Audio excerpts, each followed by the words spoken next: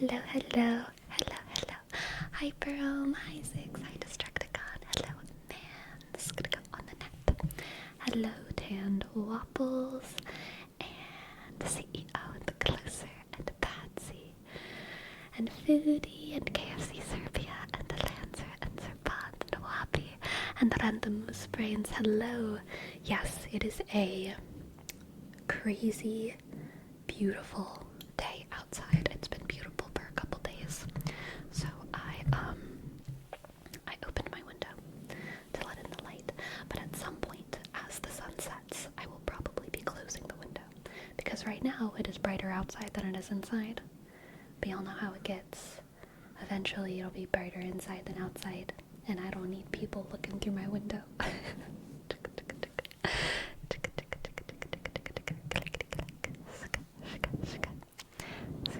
I can feel the sun making the seasonal depression vanish. Truly, truly. It's so pretty right now, but it will end, I think, on Tuesday. If I remember correctly, I think the nice weather will end on Tuesday. Which is a shame, but that's okay. It's a sneak peek. It's a sneak peek of what is to come in the summer. It's a sneak peek. Yes, I am still wearing the sling, unfortunately. Unfortunately, we are still not quite out. We'll see. We'll see. How's arm feeling after the weekend? Honestly, there's been very, very little improvement the past couple days, so nothing's really changed. The bruise is progressing. If anything, it's really just gotten darker, but yeah, I'm hoping. So like some things have improved. The strength of my hand has improved, so I can sometimes like hold things in it. And also I can lift it up. Okay. Feels a little bit tight, but I can do it. But dropping it down, letting it hang, I cannot do. That hurts very, I can't extend it. I can't extend my elbow. And that, my mobility in this direction, has like basically not improved at all. So I'm hoping that it does improve.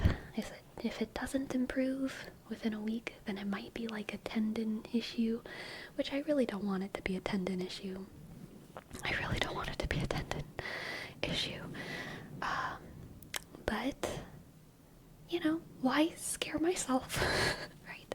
Why scare myself over something like that? Because it might get better. It might get better. And Crush, thank you so much. Thank you so much for your sub, Crush, and also thank you, Nazu. Thank you, Nazu. Thank you, Nazu, for your prime. N, click, A, shk, C, U, sk, N, click, A, shk, C, U, click, N, shk, A, sk, Nazu, thank you for your 3 months, and Crush, thank you for your 5 months.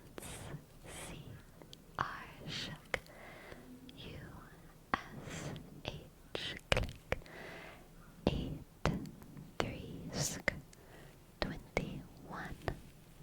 Thank you. So much light in your room. I know. It's amazing. Shaka. Yes, Miss Hollow. It will be fine. One way or another. Life will go on. Even if I were an amputee, it would be fine in the end. Because, things are just always fine.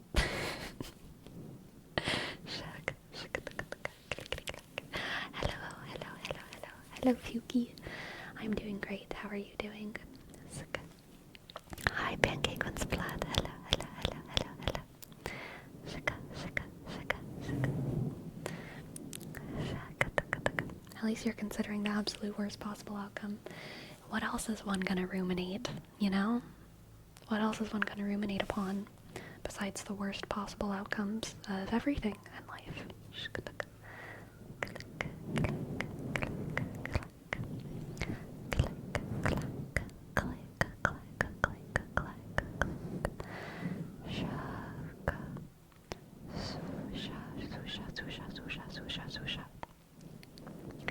I'm surprised you scheduled ruminating at 5 p.m. and not 12 a.m. Well, I was ruminating on it yesterday.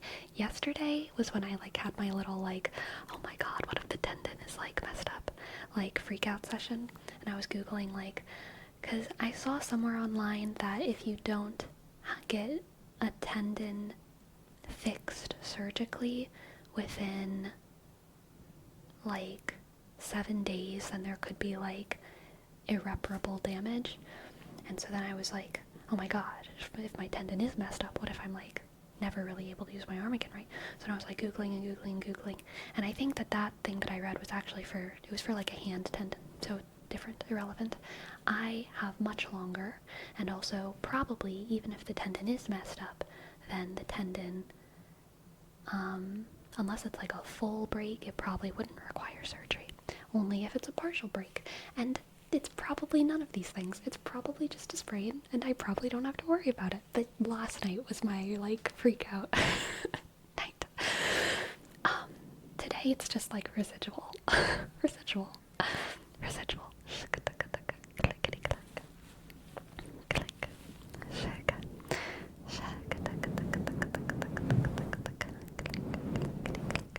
I think if you had a torn tendon or ruptured, you would know, non-stop pain. I hope. Honestly, I truly do hope. So, yes.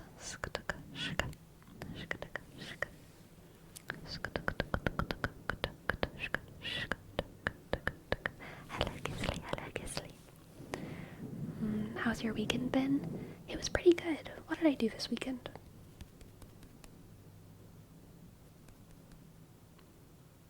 I don't remember. I feel like I can never remember. Tomorrow, I'm getting work done on my car, though. I'm gonna go and get my fluids done. I'm gonna get my oil changed and my transmission fluid changed and my power steering fluid changed. I'm not doing the $1,500 worth of car care. That's not gonna happen. We're doing the bare minimum, and then we're running this car into the ground. That's the plan, alright? That's the plan. Yep, that car juice. Gotta get that car juice done. Clickety clack. Clickety clack. Clickety clack.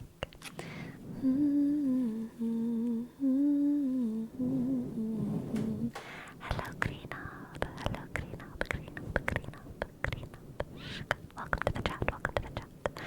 How are all of y'all's weekends? What did y'all do? Did you do anything fun and exciting and interesting?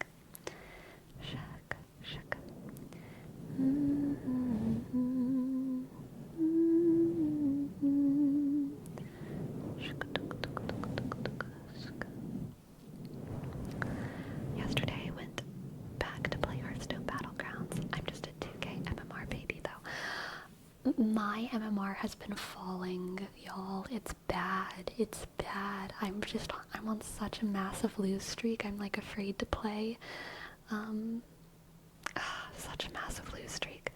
But I will probably play more because I can't stop myself. But it's bad, y'all. It's so bad, it's making me think that it's a fluke that I ever got to 6,800. Maybe I never deserved to be that high. Maybe it was luck.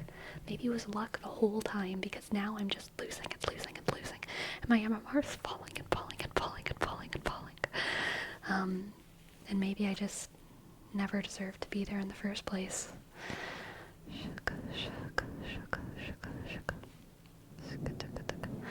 OJ toothpaste. I'm glad you understand. It's a long climb just to attribute to luck. I am pretty lucky. I'm a pretty lucky person, so I wouldn't put it past me Okay, I wouldn't put it past me.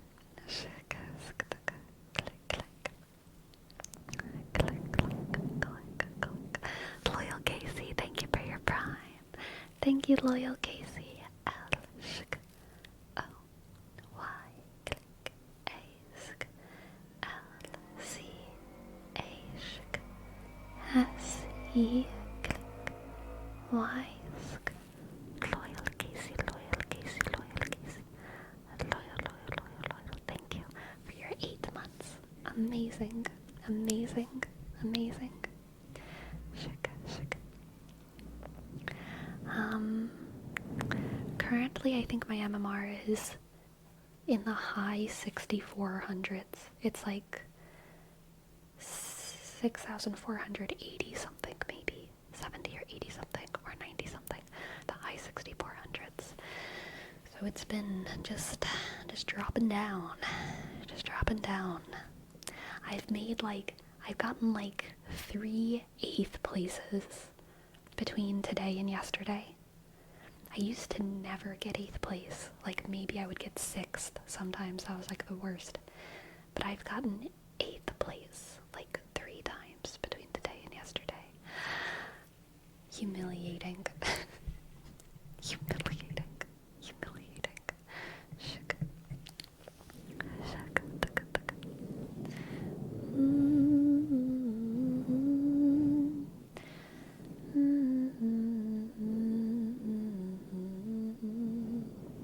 You know what? Fuki is kind of right. Even though your arm is hurt, at least in your streams you've seemed super happy, sleepy, full of joy and energy. Aw, thanks. I think standing gives me a little bit more energy. Or maybe it's a chicken or the egg thing. You know, like, I already have more energy, so I'm like standing. I don't know which one it is. But I've also been jamming out today, so I feel like that's given me a little bit more energy.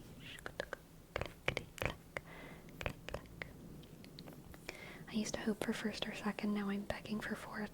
Yeah, I feel that same way, OJ. I feel that same way.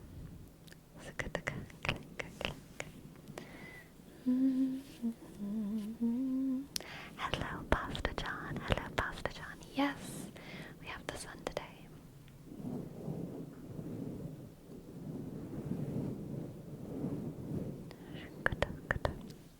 So what have you been jamming? I was jamming to Mamma Mia, and also, obviously, you've got to make your own kind of music, hence the stream title. You've gotta make your own kind of tingle.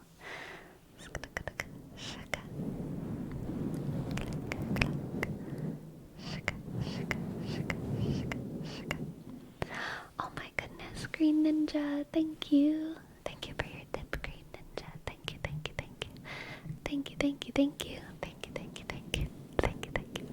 Speaking of jamming out, I read Don Quixote and I realized that Man of La Mancha has a very different characterization and themes than the book. Yeah, well, Man of La Mancha is not Don Quixote. Man of La Mancha is about a man who thinks he's Don Quixote. So, very different stories.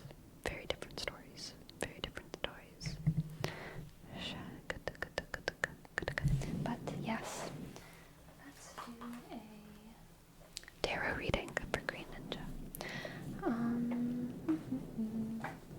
want to do the Anima Mundi tarot. Anima Mundi. Shukadakaduka, shukadakaduka, klikada.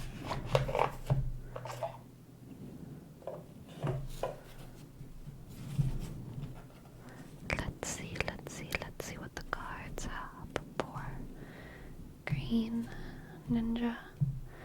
What do the cards have for Green Ninja? Green Ninja. We have the Page of Cups. Page of Cups.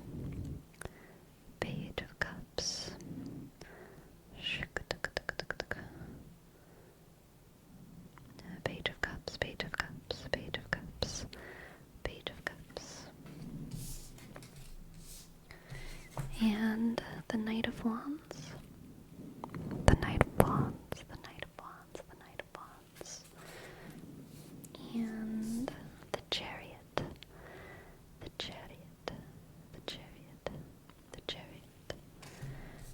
Page of Cups, the Knight of Wands, and the Chariot.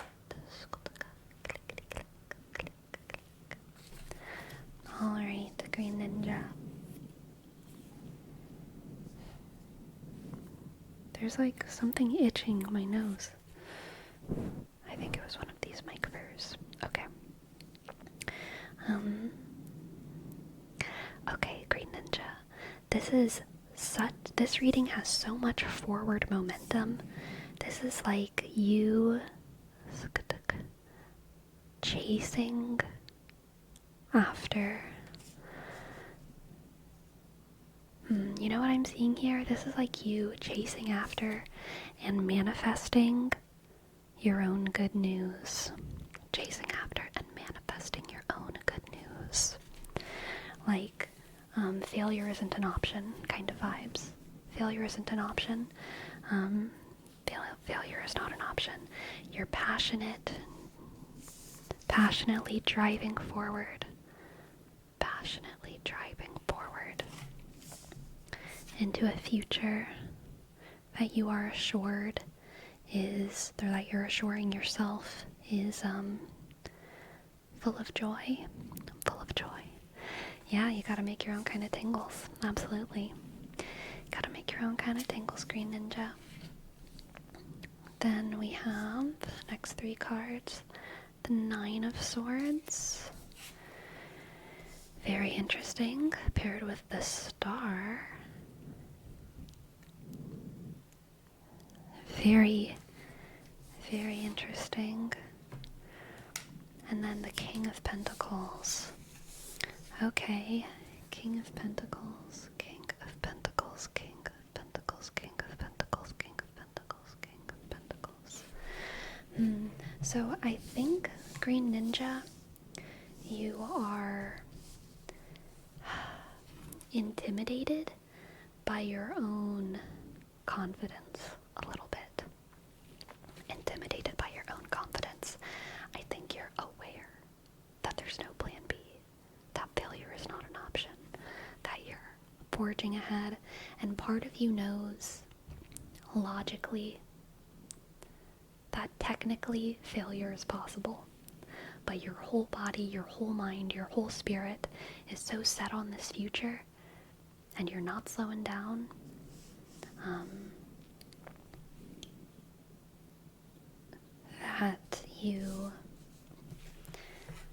That you can't really pay any mind to the fact that, like, technically failure is possible, but that little thing in your head, that little whisper is still there saying, like, what if you're being too competent, you know? What if you're being too competent?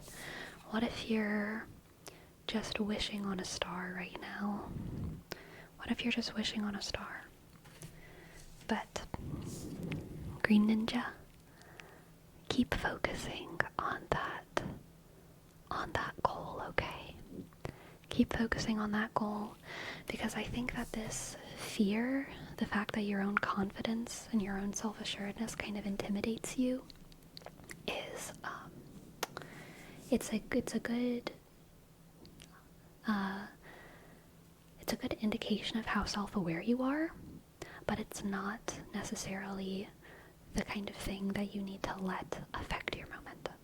It's not saying that you should be scared enough to slow down, to spend energy on a plan B, to to put any less energy towards your future. It's okay. I think this reading is kind of saying it's okay to put all your eggs in one basket, to put all your chickens in one basket, to count your chickens before they hatch. I don't know which one it is, which analogy, to put all your whatevers in a basket and also count them before they hatch. It's okay to have faith in yourself, to have the utmost faith in yourself. It is okay, because you are forging ahead successfully. Your passion will carry you. Your passion will carry you, and you're gonna meet your destination safely. You're gonna meet your destination safely, okay? You're gonna meet your destination safely, and you'll be able to lay your worries to rest. Let's get Oracle card to top things up. Let's see what the Oracle has for Green Ninja.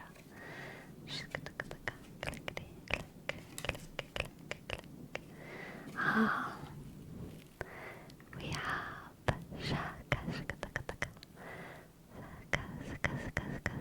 Aries, Aries, Aries, Aries, Aries. Aries is never afraid to forge ahead blindly. Not blindly, but focused. Focused on exactly what's in front of them and not really anything else.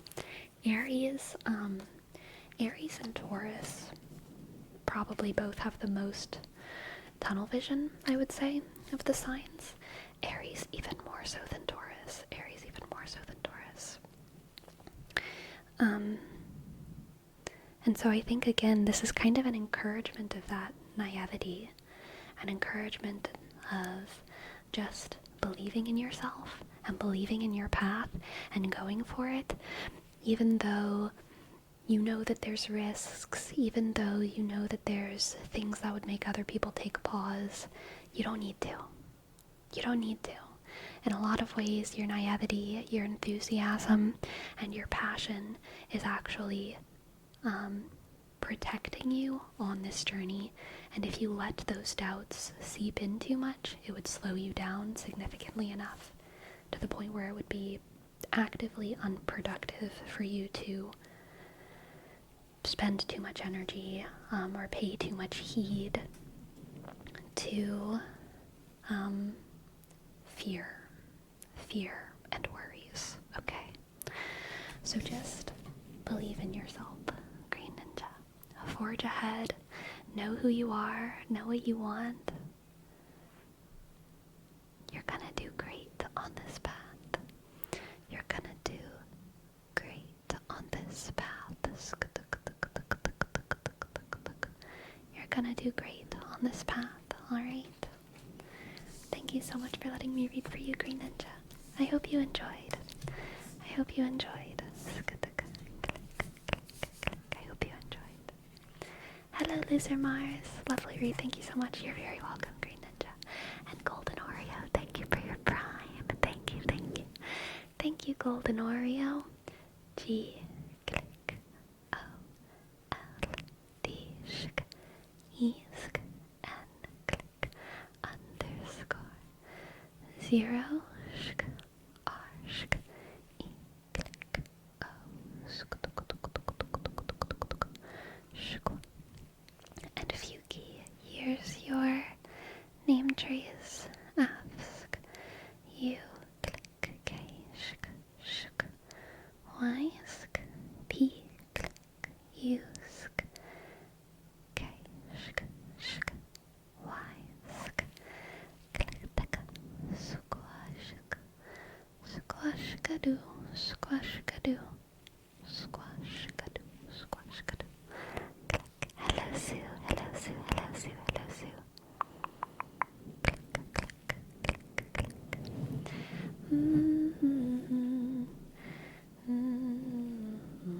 And the little trappist, here's your name trace as well.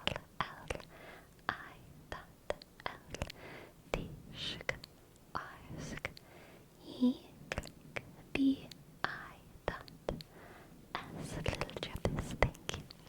Thank you. Sleepy, have you gone on walks lately? Yes, I have been on walks. I went on a pretty long walk yesterday, and also wait, what day is it? It's Sunday. I went on a long walk Saturday, a short walk Friday, and a long walk Thursday. Right? I think that's accurate. Yeah, long walk Thursday.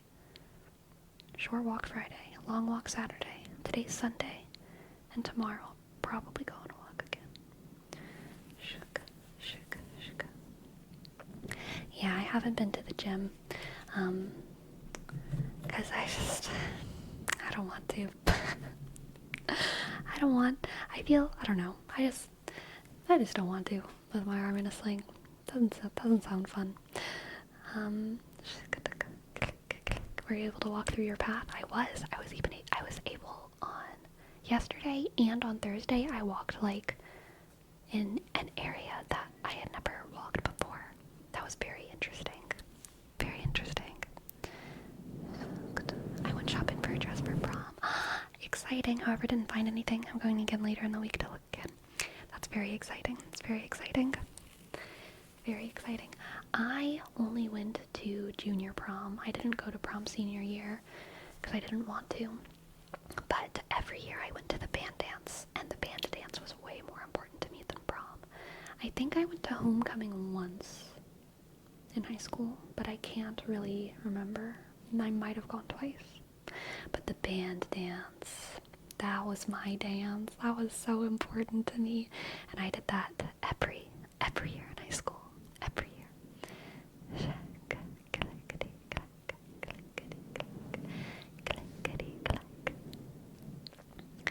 LOL, did you dance at the band dance? Heck yeah, I did.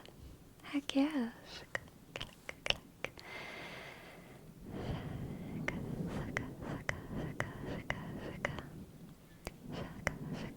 Alright, yes, for peanut butter pumpkin party we have a word wrap for minus one arm, minus one arm, minus one arm, minus one arm, minus one arm. I did do Fuki's name trees. I did it around the same time that I did the name trees for Golden Oreos. Minus one arm. Minus one arm, minus one arm, minus one arm, minus one, army, minus one, Seven Nation Army. How does Seven Nation Army go? Bum ba da ba ba bum bum bum ba da ba bum rum ba da dum.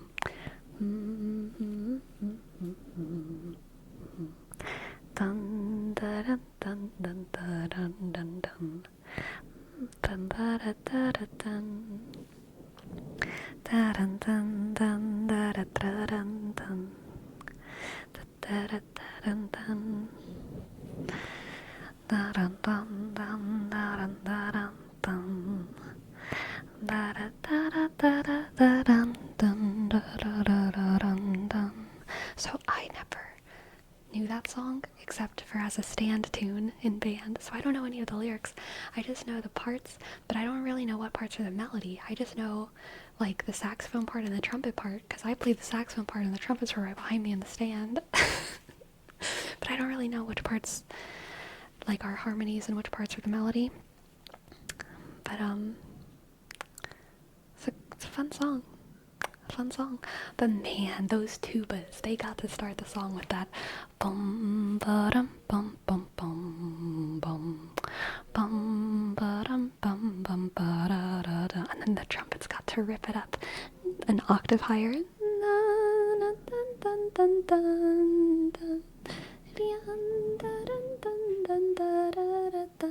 Ah, so good, so good, so good. So in professional marching bands, in drum corps, saxophones do not exist. Saxophones are not a marching instrument. And so a lot of like stand tunes and marching ensemble pieces, they do not know what to do with saxophones, okay? In concert band, saxophone does have like a part. It has a place. There's a function to the sound of a saxophone and how it fits into the symphony or orchestra, but in marching band, saxophone just usually gets the trumpet part or maybe the horn part, and it like kind of switches between, but it's not really doing anything special.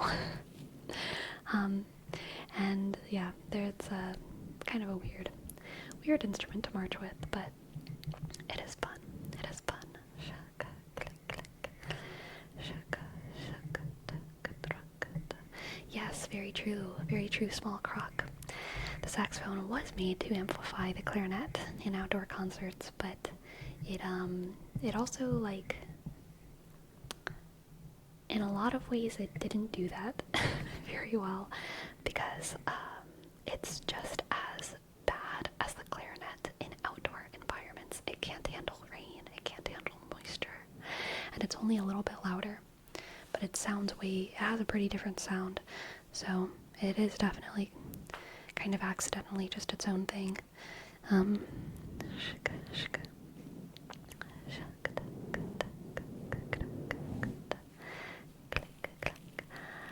my goodness, Rome. Thank you for your tip. Yes, I will absolutely read the Seven Nation Army lyrics. I'm gonna do this name trace for King Crimson first. King Crimson, K, click, click, I, dot, N, sh, G, click, C, R, sh, I, dot, M, sk, S, O, sh, N, click, underscore, underscore, underscore, underscore, underscore, underscore, underscore. Thank you, King Crimson. Thank you. And okay, let's read this. Let's read these Seven Nation Army lyrics. Seven Nation Army lyrics. What is that song even about? Is that a dumb question? Was there a, like, Seven Nations? Well, yeah, but like, which Seven Nations? Is this like a historical song? Is this a historical song about like 7 nations fighting together all at the same time? A 7 nation army and they couldn't hold them back. Napoleon? Okay, Napoleon. Nice, nice. 6 of them are the Fire Nation, and then 1 is Morocco. Yeah, that sounds about right.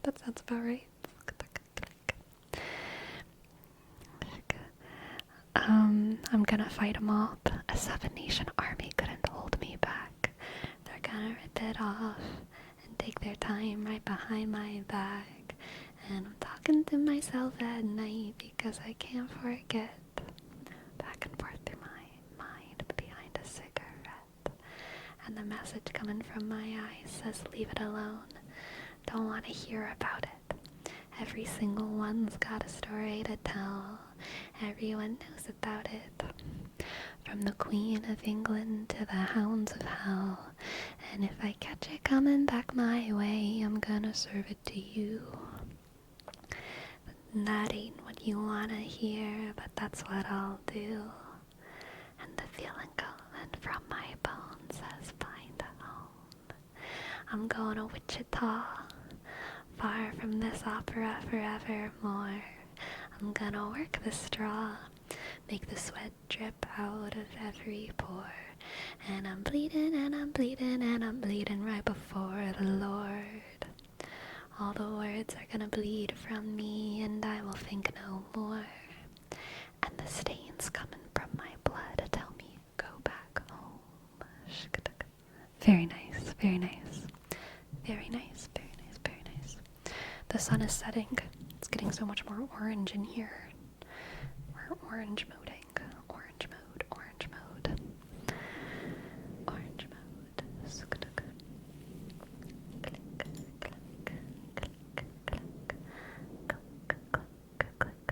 Hello, Dolly Joel. Hello, Dolly Joel. Sleepy when the album dropping?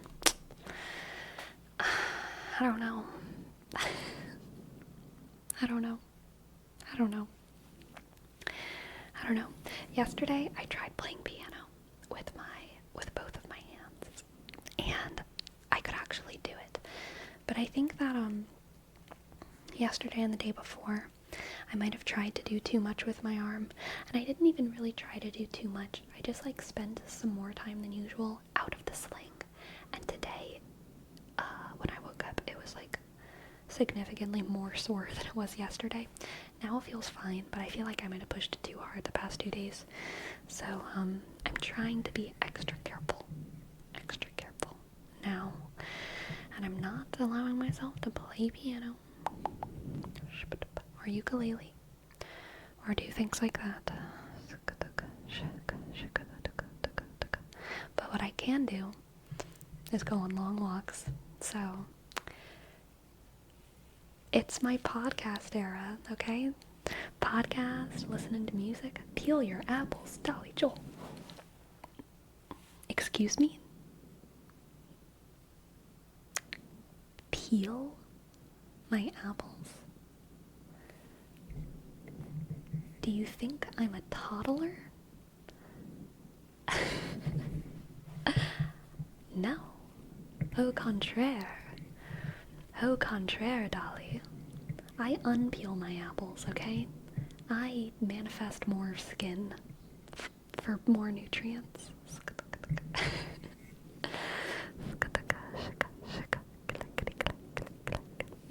The skin of those things are loaded with toxins. Oh, Miss Hollow, wash your apples. Wash your apples. But the skin has the majority of the vitamins and minerals. Okay? So, eat your skins. And if you buy organic, then, even better. Platonic Sardonic, thank you for your prime. Thank you for your prime. Platonic Sardonic, Platonic Sardonic. T click L A shk T click O shk N sk I click C S A shk R shk D click O sk N click I sk C. Thank you, Platonic Sardonic. Thank you, Platonic Sardonic. Thank you.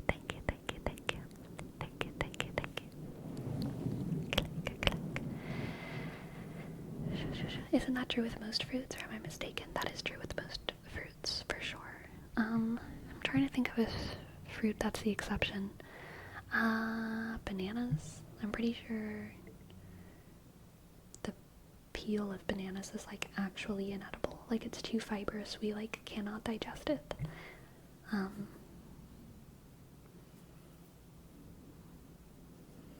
Whereas there's some, squash that is difficult to digest, but we can digest it. It's just hard depending on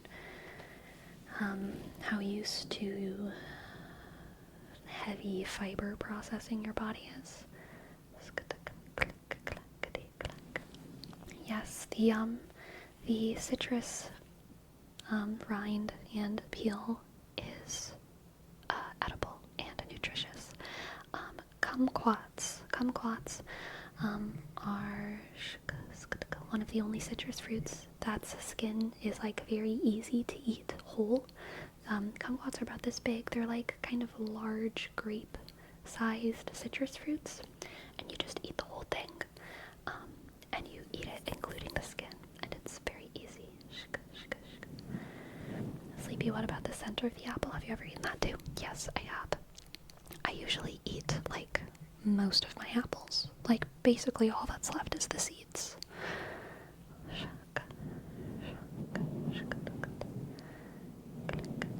You've eaten the core? So there's the seeds, which I don't eat, and then there's the rest of the apple, which I do eat. But I will nibble until the seeds are just falling into my hand, So, yeah, I eat all the way through. Yep, I'm the same, only seeds and stem left. Yes, exactly.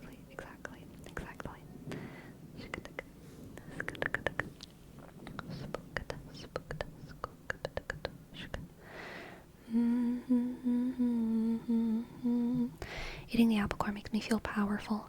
I never questioned it. I just always thought that was the way to eat the apple. It wasn't until I was older. This was actually a triggering event for me, okay? One of my friends came over to my house and we had been out and she was like, I kind of want a snack. And I was like, yeah, totally. I have some apples.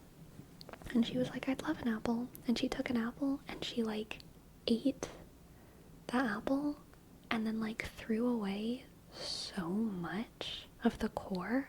She was like, I'm finished. And there was like so much there, and then she threw it away. And I was like, in my heart, I was just like, I'm never giving this person my apples again. Never. Because they just wasted like at least 30% of that apple. I can't deal with that. I can't deal with that.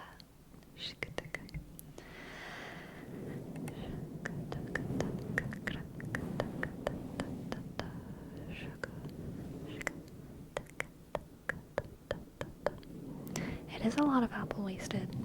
True. True.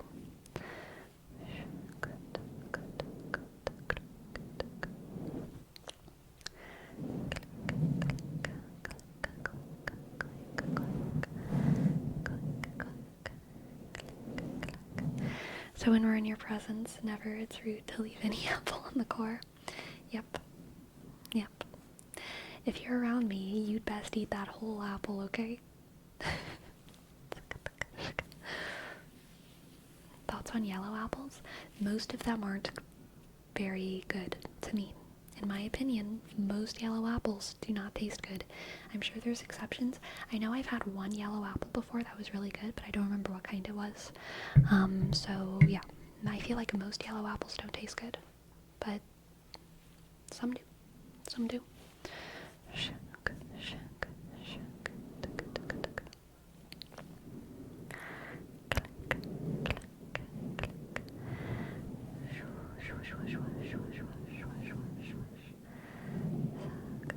I'm sure that could be a reason to start a war, wasting an apple in your presence. I'm not, like, I didn't even say anything. Like, no, it wouldn't start a war. It's just a note that I made to myself. I still love that person. They're still my friend. I just don't share my apples with them, you know? They get my bananas. I'll share an orange with them. I'll share grapes with them. I'll share a burrito with them. They're just not touching my apples, and I love them just as much, you know? It's fine. Or, if they need an apple, I will slice it and slice out the core and give them all of the slices so that they eat more of the apple. I will do whatever it takes, okay, so that my apples don't end up in the trash.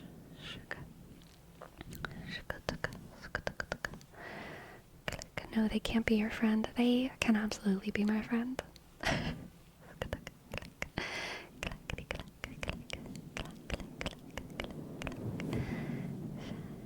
Do you share with Crazy? Crazy has no want for apple, okay? She has no want for apple.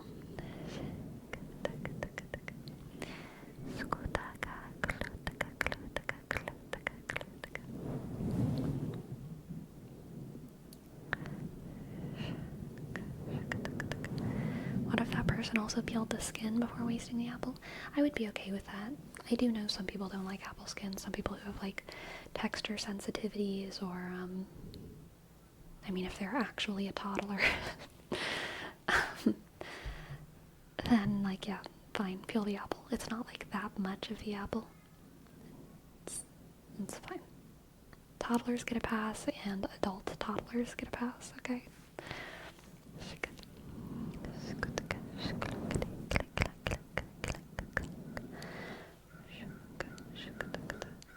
Anyone who peels skins are actually toddlers. Look, you said it, Destructicon. You said it, not me. You said it. You said it. You said it.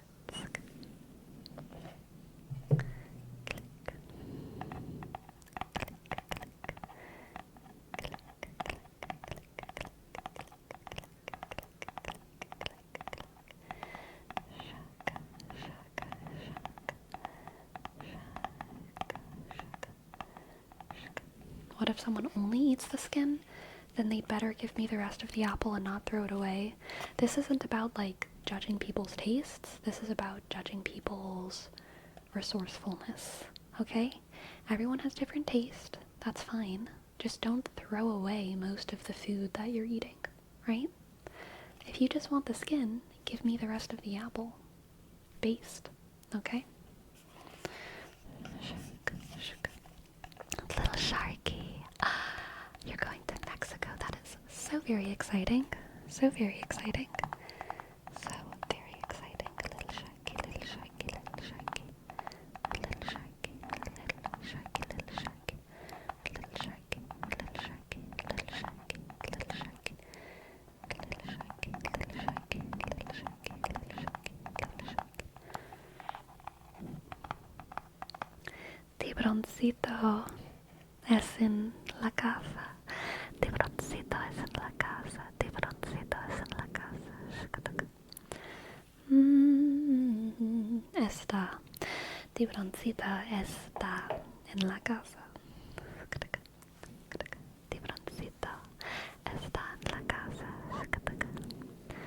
Tiburoncito está en la casa. Tiburoncito está en la casa.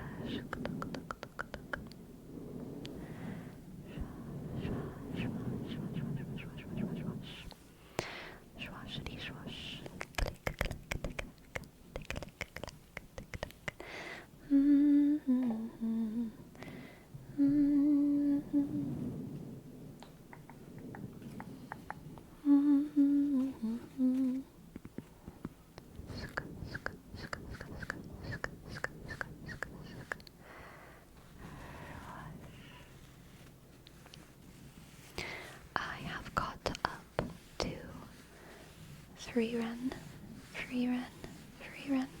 Wait, no, that's actually not true. I didn't watch the most recent episode because the second to most recent episode had a very good conclusion where they, spoiler alert, killed the Spiegel, and it felt like a good ending, and I just had a feeling that the next episode was going to end on a cliffhanger, so I didn't watch it.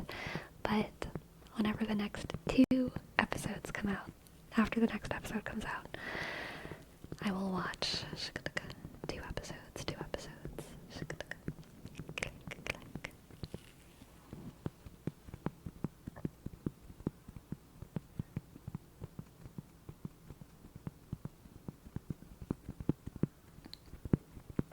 Your commitment to avoiding cliffhangers is impressive.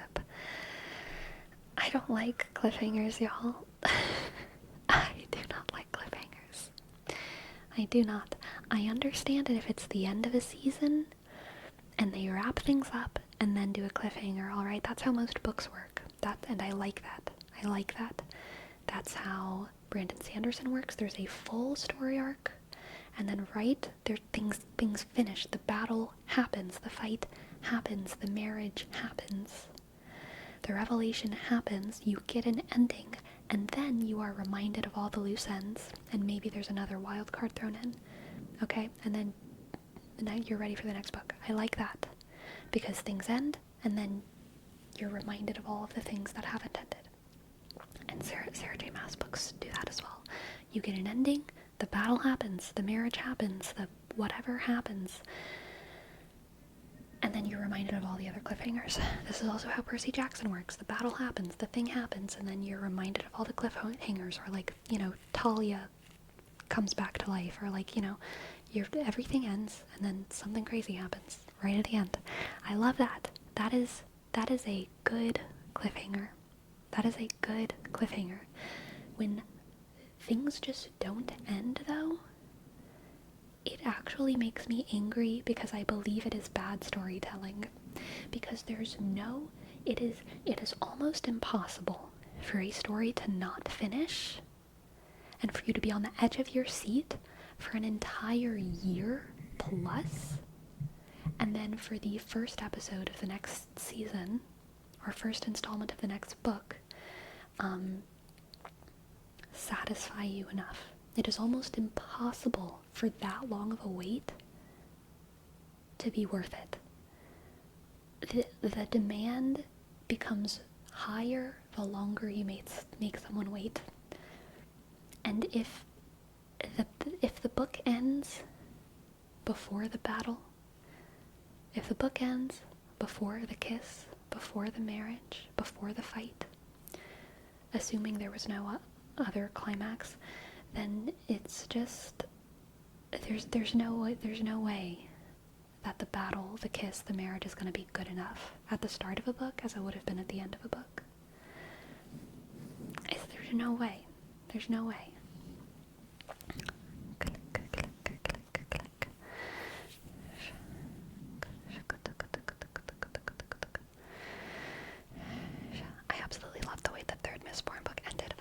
I loved the ending of the third Mistborn book as well. Honestly, the third Mistborn book was a little bit slow for me at the beginning, but all of the themes, the way they wrapped together, like solidified Mistborn as one of my favorite, not one of my favorite series overall, but like one of my series with the favorite message. The message and themes of Mistborn are some of my like favorite of all time. Even though it's still really good, the story of Mistborn I don't think like makes my like top 5, but the message is like maybe like my favorite ever. Yes, kind of a cliffhanger for the future, but it was like some sort of class A drug, the way everything pieced together. Yes.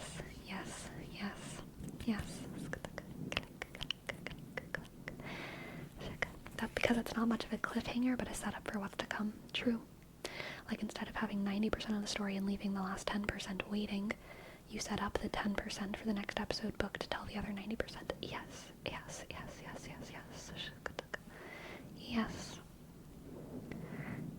I just got new headphones and this sounds 10 times better than before. Heck yeah. That makes me happy, Ty. That makes me happy. Thank you for letting me know. Thank you.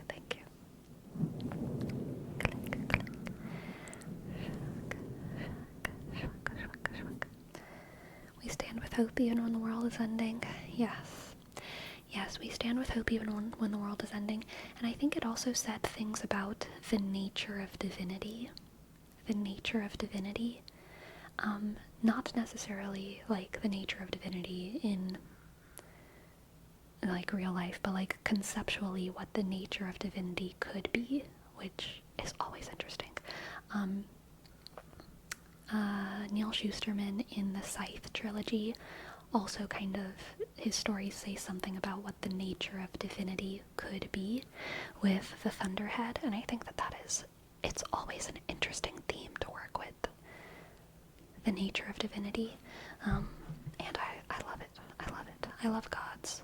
I love gods in books, non-traditional gods, non-traditional deities. They're interesting. And like Percy Jackson actually I don't think deals with this theme too much because their gods are so human. They're kind of just like ultra powerful beings. I think Percy Jackson is more about the nature of mortals than like the nature of divinity. But Brandon Sanderson books and Neil Shusterman's Scythe trilogy, I think has a lot to say about like what divinity could be. True divinity. I think that's what people didn't like about the new Dune movies. The first movie felt incomplete without the second one. I've heard so many good things about Dune, and about the second one, and I haven't seen the first one, so I feel like I can't watch it. The second one, so I need to watch the first one or whatever. I've somehow never seen any movie with Timothée Chalamet in it, ever in my life. I've avoided all Timothée Chalamet content, and I think that's kind of funny. There's something funny about that to me, because he's like such a big star right now. So like, it'll be sad to break my streak, you know, I'll be disappointed, but I do feel like people keep talking about Dune, so I should probably get on that eventually.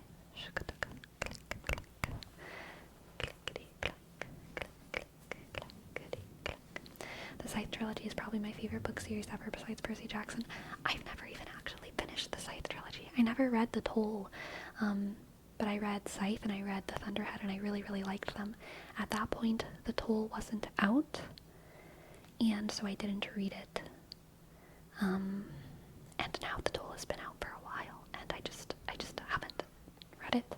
I need to reread The Thunderhead, honestly. Maybe even Scythe as well, in order to like get back on track, because it's been like at least 4 or 5 years now.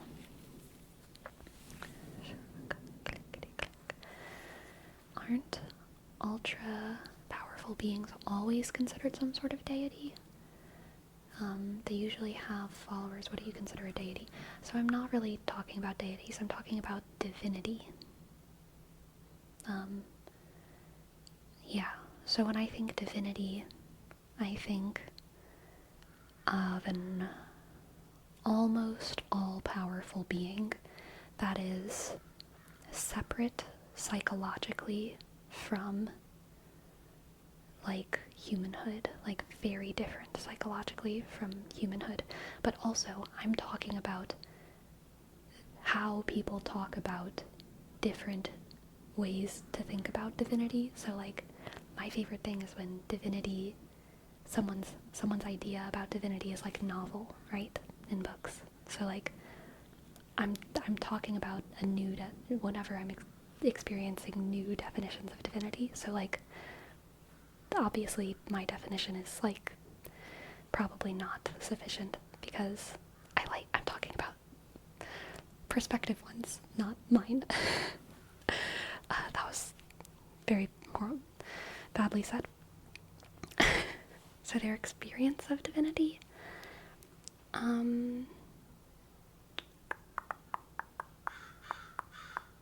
I think it could be their experience of divinity.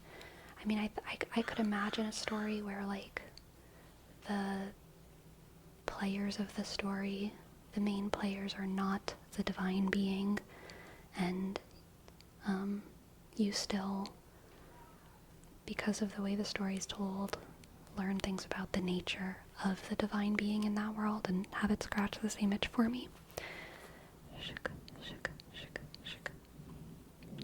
The crow makes a cool background noise. I'm glad you like it. I don't mind background noises too much during streams, but definitely whenever I'm recording videos, it can get a little bit obnoxious.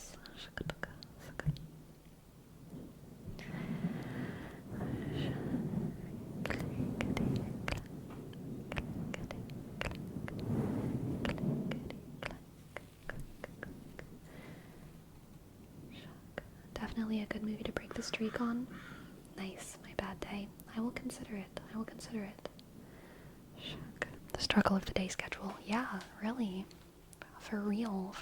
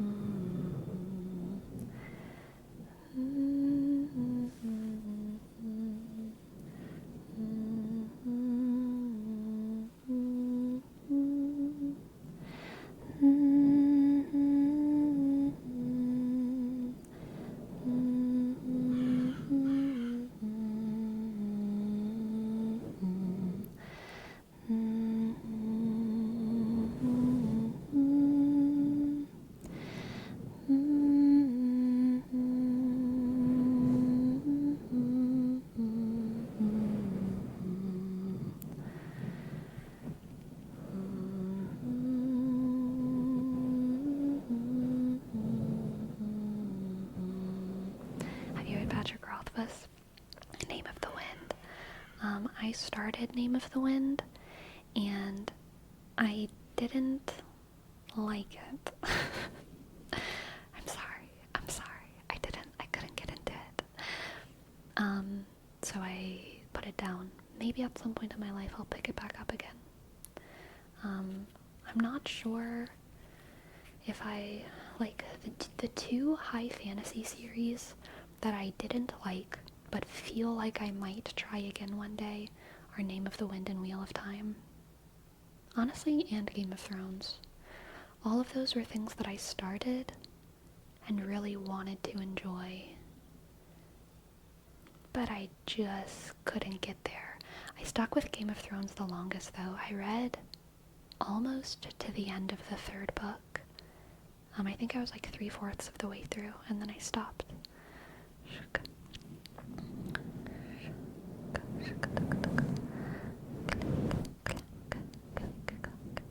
And Hobbit? I've read The Hobbit. I have read The Hobbit. Have you read any of the Spellmonger series? Nope. But like, I'm I mean, not actively. I'm reading a high fantasy series right now, so I don't really need another book right now. But like, there's really very few high fantasy series that I've enjoyed. Even though I love high fantasy as a genre and as an aesthetic. And it's not because it's boring. Like, there's a lot of people who I think struggle with what I struggle with, and they say that it's because it's boring, but that's not right. I think it's because I find a lot of high fantasy very, I find a lot of the characters unlikable and unrelatable. Brandon Sanderson gets past this for me. So I like Brandon Sanderson. My favorite thing about Game of Thrones, I think, was that it kind of got past that for me. There were some characters who I enjoyed reading. But this is my main struggle with Lord of the Rings, Wheel of Time, Patrick Rothfuss, Name of the Wind. But I would love to read a high fantasy book that was more engaging for me. And I don't want it to be like a, oh, I just want more female characters thing, because that would definitely help. But like, I don't, like, there should be male characters who are relatable and interesting to me, and there are some. There were some in Game of Thrones, and there are all of them, except for Dalinar, are relatable and interesting to me in like all Brandon Sanderson books. So I don't think it's a gender thing. I think there's something else. There's something else. I did like Aragon. So Aragon was interesting and relatable for me.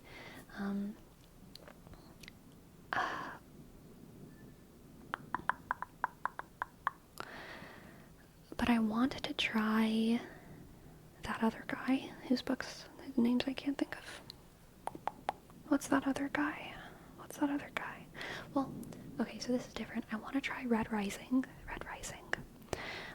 And I want to try, what's that other book? I can't think of the other high fantasy thing that I'm trying to think of. But there's another high fantasy series that I want to try.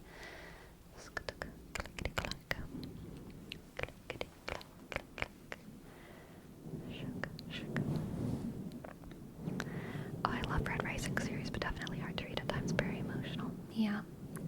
Oh, you know what? Was another one that I put down and didn't like was oh gosh, I can't think of this one either. The Poppy War. I didn't like it. I tried so hard to like Poppy War because I could tell it was thematically interesting.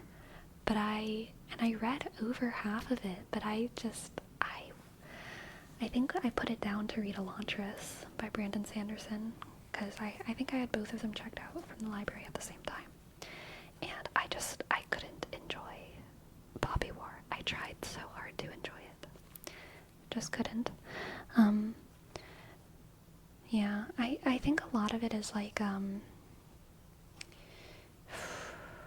I have the same issue with cyberpunk, is like this spirit of pessimism. Whenever fantasy or books in general just like feel too overall pessimistic to me, it's hard for me to enjoy them. I kind of feel the same with the 5th season. I've been reading the 5th season for like 2 years and I can't get through it. And I like the characters. I can tell it's thematically interesting. I think the world is so interesting, but yeah, I think like books that have this like overall dreary, pessimistic, I can't commit as long to that kind of text. But if it's like a short poetry book that's like pessimistic and sad and dreary, I can do that. Or if it's like a short novel, I can do that. But like a whole series thousands, maybe thousands of pages that's just steeped in darkness and pessimism and characters being bad and feeling bad, and yeah, I just don't enjoy that. I just don't enjoy that. So would you say you relate more to themes of hope and persistence? Yeah, maybe. Is Dostoevsky too long? I don't know. I've never actually tried to read Dostoevsky, so I'm not sure. But I know that Dostoevsky's a favorite of many people who I like, so I've considered Dostoevsky before.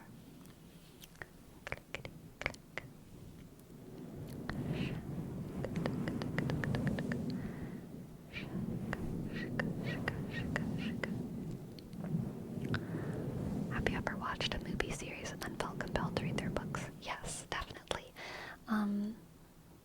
Howl's Moving Castle is based on a book, and that one's been one that I've wanted to read. And there's been other ones too. I can't think of.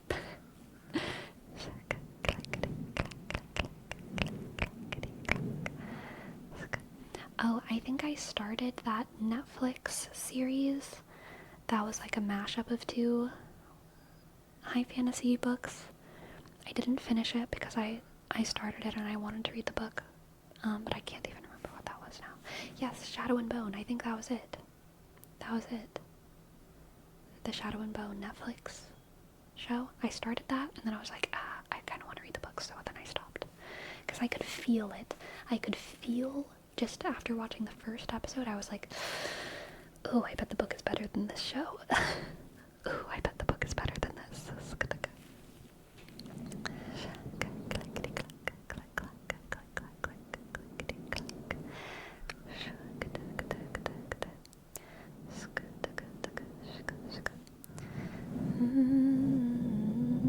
Oh, I mean, I guess another example is like Warhammer 40k. Still haven't read any of the Warhammer books, but after having played Dark Tide and exposed myself to a little bit of more of Warhammer lore, I would like to read the books, because I think books is just like more of my favorite medium rather than games.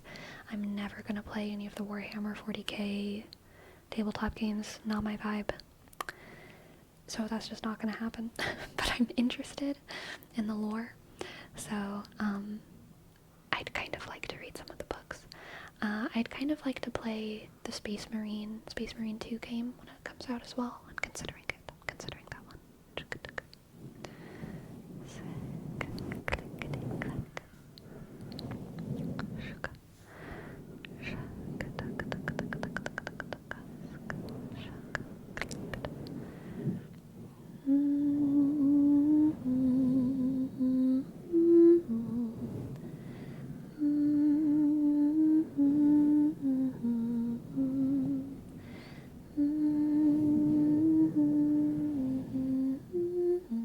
Have you read Berserk? No, and I don't want to, okay?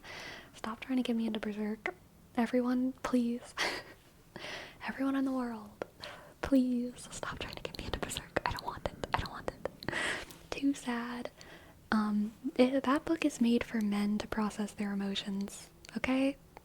That manga is made for men to process their emotions. I am not the target audience. I don't need help processing those emotions, okay? There's no hole in my life that Berserk can fill. Okay?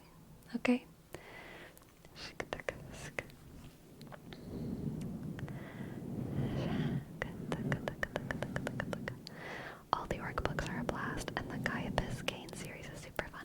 That's what I've heard, and the Infinite and the Divine is hilarious. Nice.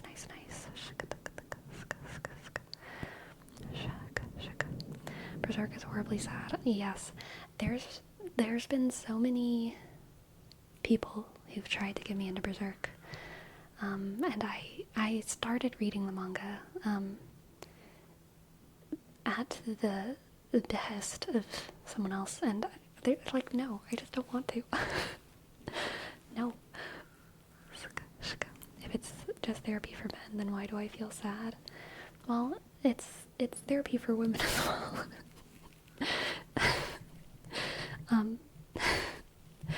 But just I would say it's therapy for people who are predominantly socialized as men.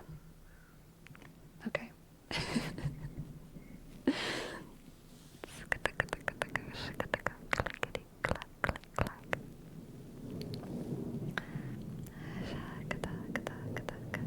True, I'm the target audience and it worked. Yes, OT toothpaste, very fair, very fair.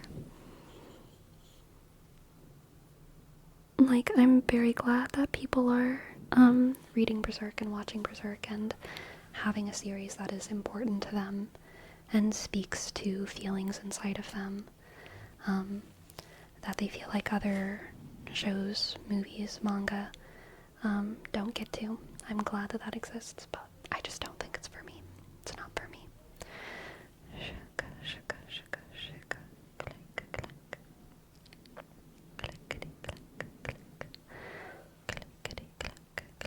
I've been binging Stephen King for a couple years now, so good.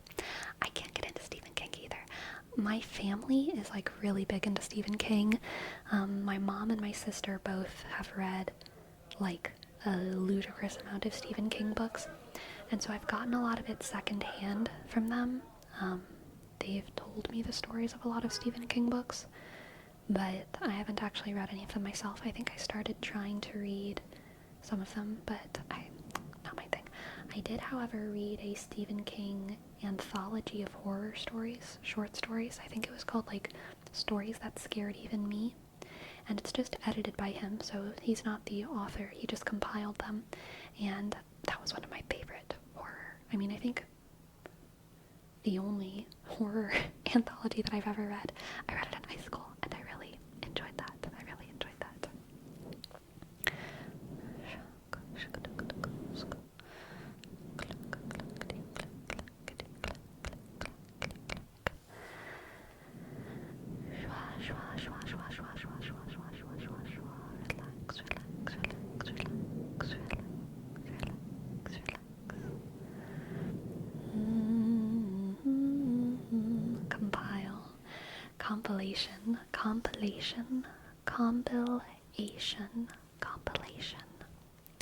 Compilation.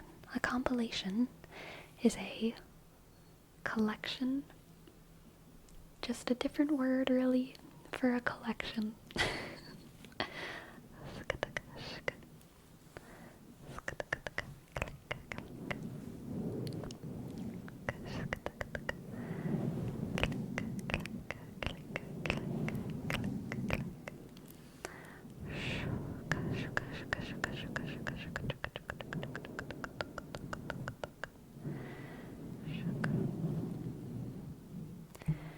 I really liked Wizard's First Rule by Terry Goodkind. Not actually sure. Read the entire series, but was disappointed with some themes later in the series. I've heard of Terry Goodkind. I've heard of them, but I really know nothing about their work.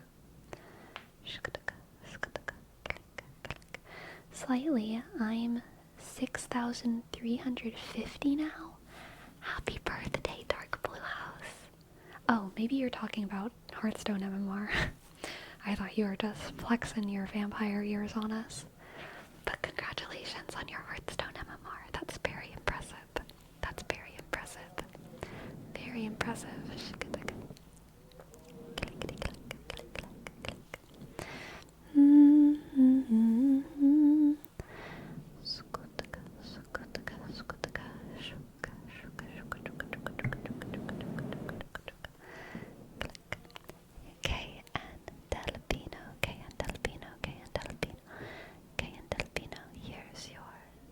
name trees. N D click E sk L F sk I dot N sk O Candelpino.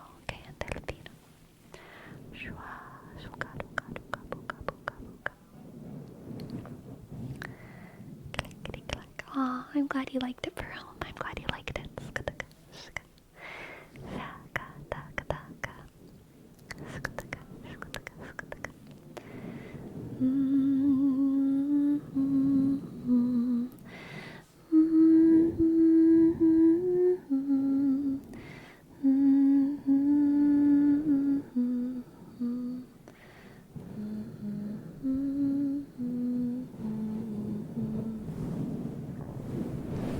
Sleepy, have you given the E-Boy trifecta a try?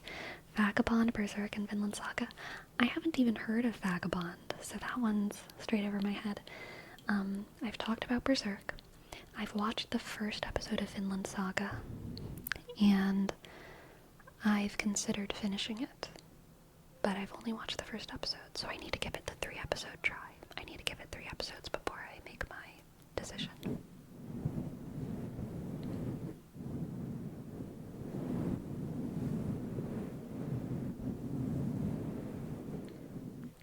What I have listened to is the soundtrack for Vinland Saga. It came on my Spotify once, and I listened to the whole thing, and I do really like the soundtrack for Vinland Saga. Very nice soundtrack.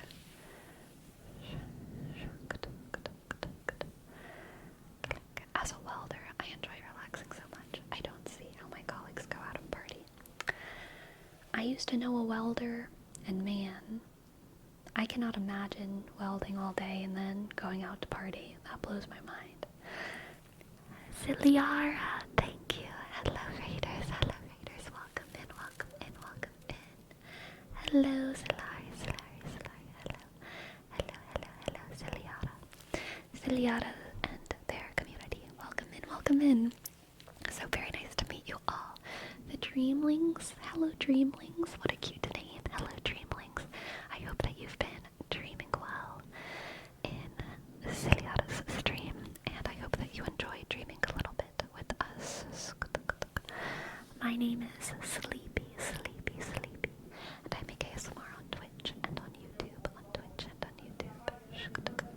We're talking about books and manga and good stories right now. Good stories. Hello Ciliara, thank you so much for your raid. I hope you had a good stream. Feel free to stick around, feel free to lurk, feel free to run away and get some food and go to bed. Take care of yourself, okay? Thank you.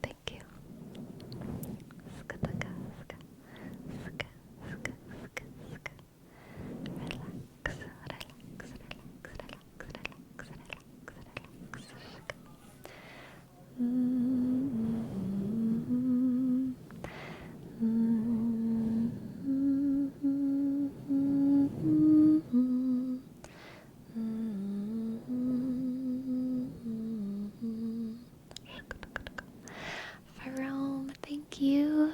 Thank you for gifting us up to Ciliara. Thank you, Farome, for gifting our 400th sub to Ciliara. Thank you. F, shk, A, click, R, sk, A, click, O, sk, M, shk, Ciliara, sk, thank you, Brown.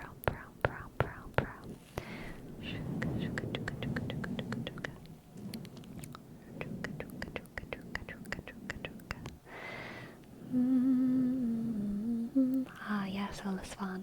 We do quite a bit of humming. Around here.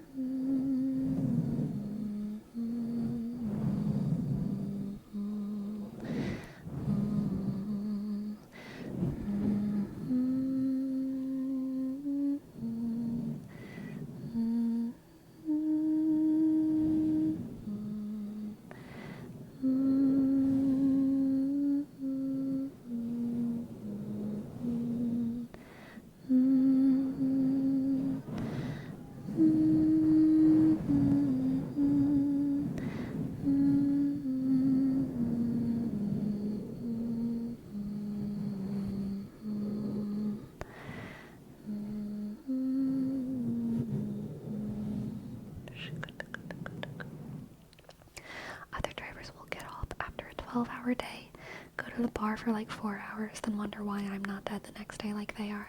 Man, NGO, that is so relatable. I feel like in almost every industry, but like, yeah, especially on when you're working in an industry, Jesus, where you're working like 12 plus hours a day. It blows my mind when you're in one of those kinds of industries and you have coworkers who are partying before another workday. And on one hand, I respect it because it's like, yeah, you don't let your job own you. You don't let your job own you. But on the other hand, I could never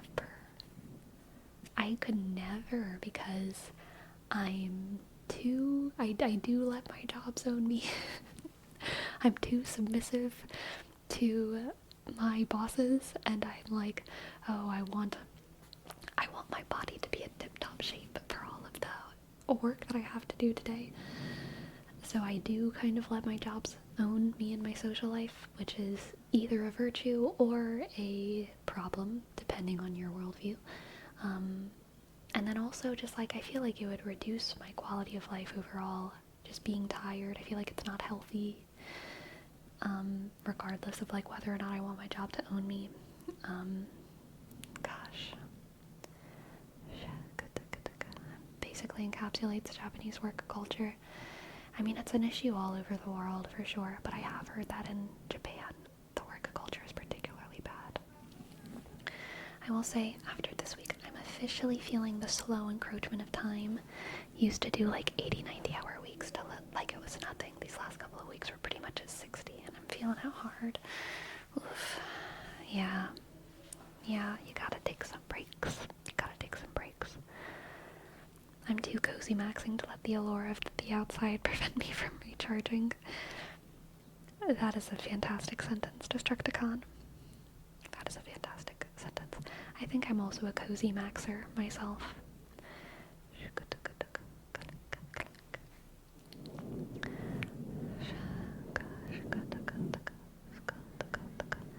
Sounds good to keep up self-care and your quality of work.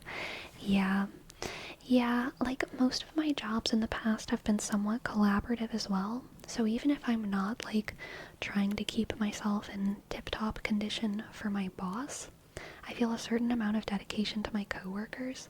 Because like I remember whenever I was working in restaurants or in other like kitchens, if one of my coworkers came in and they were making mistakes all day, that would make my day worse. And I never wanted to be that person.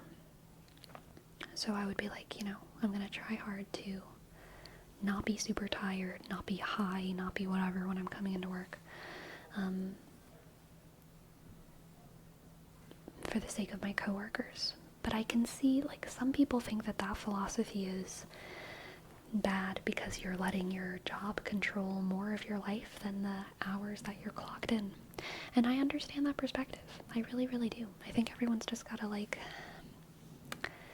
decide what their own personal set of values and philosophies are. Blah, blah, blah, blah, blah, blah, blah.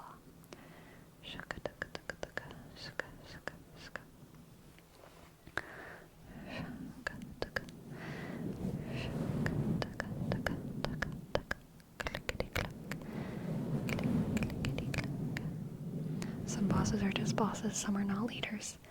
Very true, Dolly Joel. Very, very true.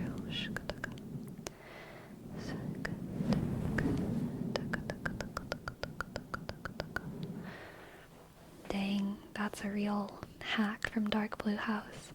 Do just enough to not get fired, then get bonuses, salary raises by job hopping. Dang. Nice. I've always had too much, maybe a little bit too much job loyalty as well to do that. I think I'm also like really picky, honestly. I'm super picky about like where I work, so even if I know that other places would hire me, I don't want to work just anywhere. So like finding a establishment that I actually can kind of get behind is like its own struggle sometimes.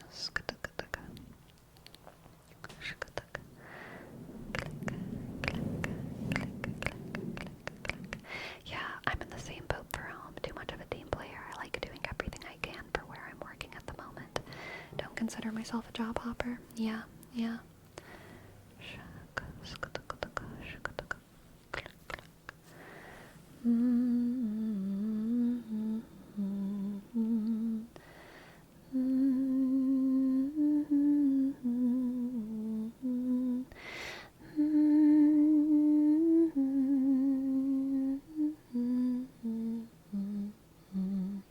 Hard work is not rewarding anymore.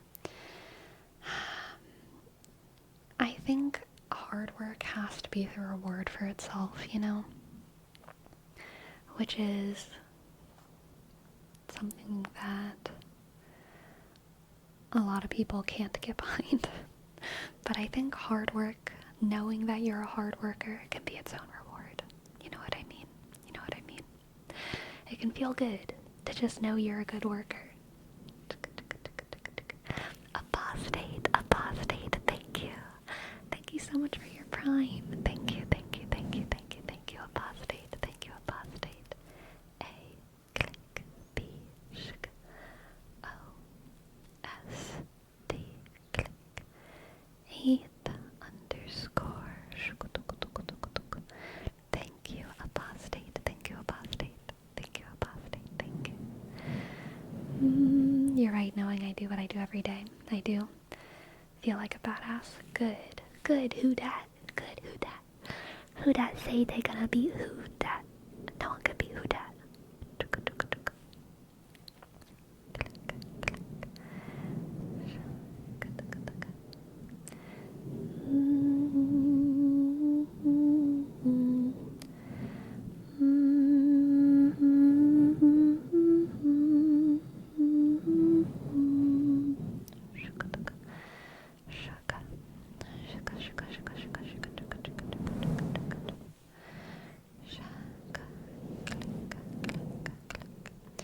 In a perfect world, yeah, your own accomplishments would be the reward, but sadly we got bills to pay and the bill keep growing. Yeah, that's also true. I think once you meet those base needs, after that, the philosophy of let hard work be the reward in itself applies. But if you are literally not getting paid enough to like meet your needs, and your needs include being able to save a little bit, then you're not getting rewarded enough, and then that is unfair and shitty and sucks. And it is valid to be upset. It is so valid to be upset if you are working full-time and can only pay for the roof over your head and the food in your stomach and keeping your lights on, because you are not free. You are not free if that is your situation. You are not free if your job pays for your room and board. Okay? That is not what being a free person feels like. Yes.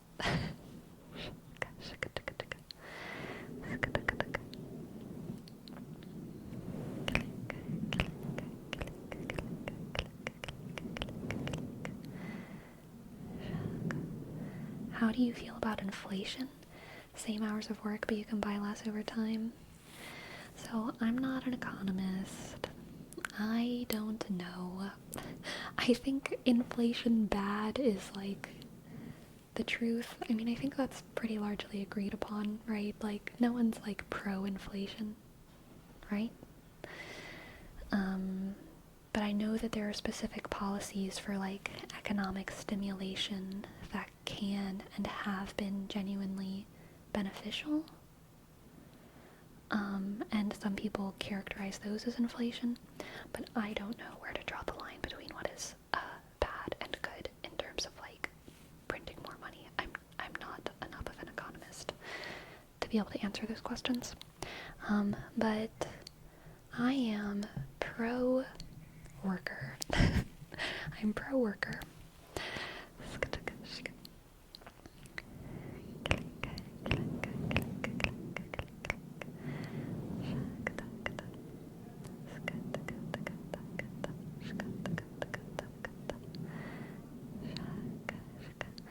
Inflation bad is what the girl from Willy Wonka and the Chocolate Factory said after she ate the blueberry candy. True. But of course, wage should increase with inflation. Yes, exactly. Yes.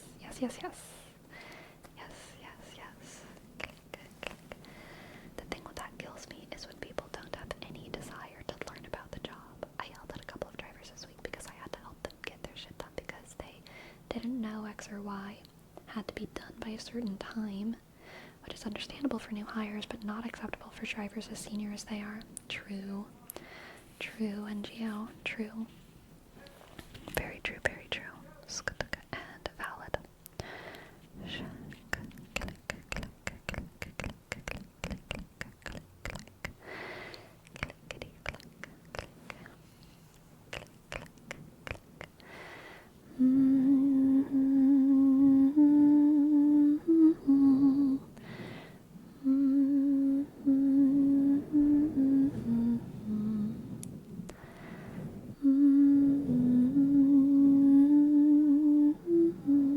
I work at Trader Joe's. Nice sparkly flowers. Trader Joe's workers all got a sparkle in their eye, okay? I'm convinced they're all like Pisces and Aries and Scorpios. Pisces, Aries, Scorpios, maybe a couple Virgos in there, okay? Maybe a Capricorn or two. Yeah, I think all of them work at Trader Joe's.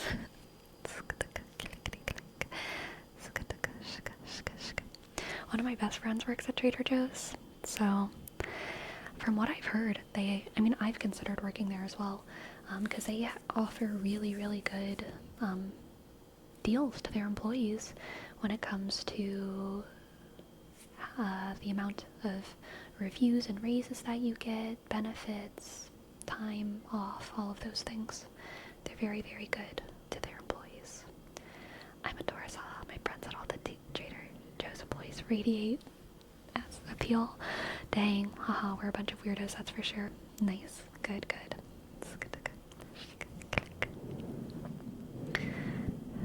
I imagine myself working from home in the future.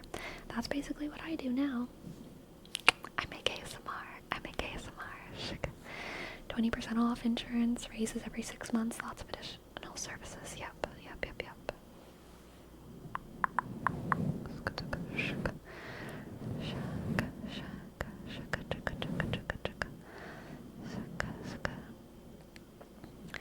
My father works from home and I'm so jealous of him. There's pros and cons to working at home. So my working at home is different from a lot of people's working at home, because my working at home, well, everyone's situation is different, but,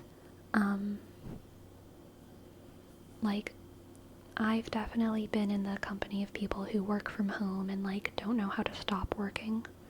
The nice thing about having a place that you work is that, you go there and work, and you come home, and there might be a couple annoying texts that you have to answer, but other than that, you are out of the workspace, and you're free.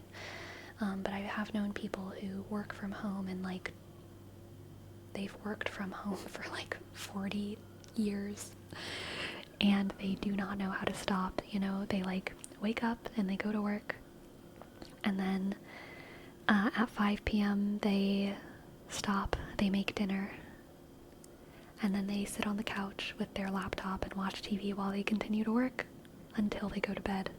And then they wake up and they do it again.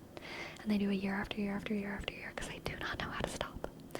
So, it depends on the person. Depends on what kind of job you have. There's some jobs where, that wouldn't be possible either. Everyone is different. But, yeah.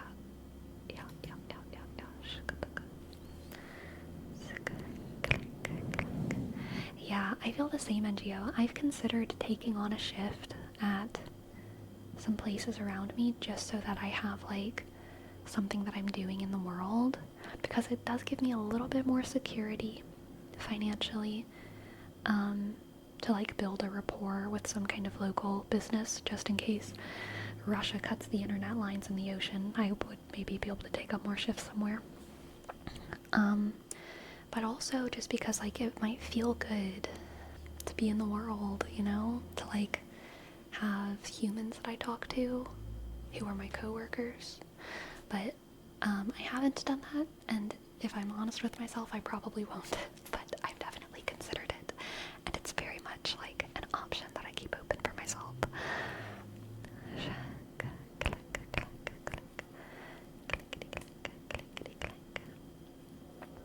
There was this guy I had to ask for his monthly reports every month because he would always send them late. Oof.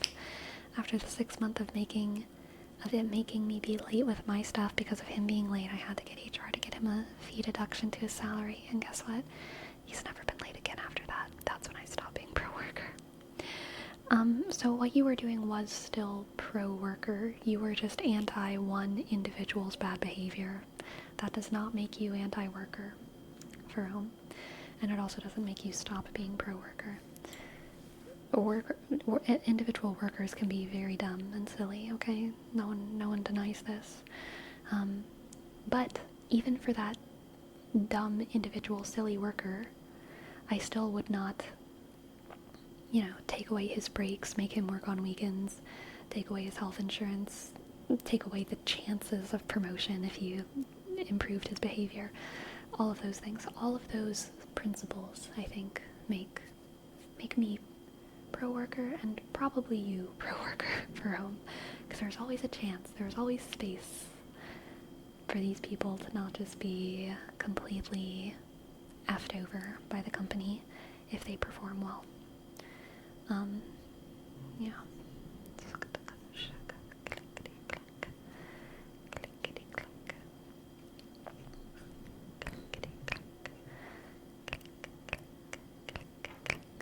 Aw, Neatrix, thank you. Chat.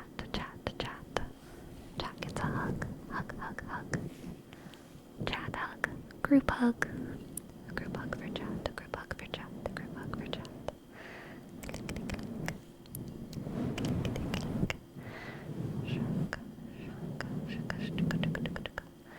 Can we bring back dragging poor performers into closets and setting them straight? No, we can't bring that one back. Not yet. Achios.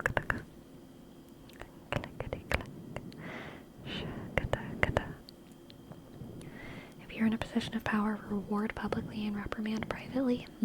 Yes. I think that's generally a good philosophy, yes. Either reprimand privately or reprimand collectively, I think some collective reprimandations can be allowed. Also collective rewards, totally. Collective congratulations. Team mentality.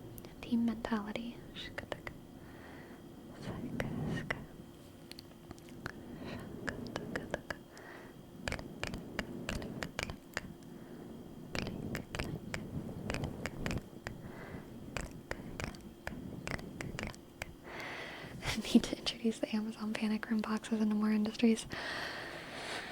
Oh boy. Let's promote panic. It's kind of like,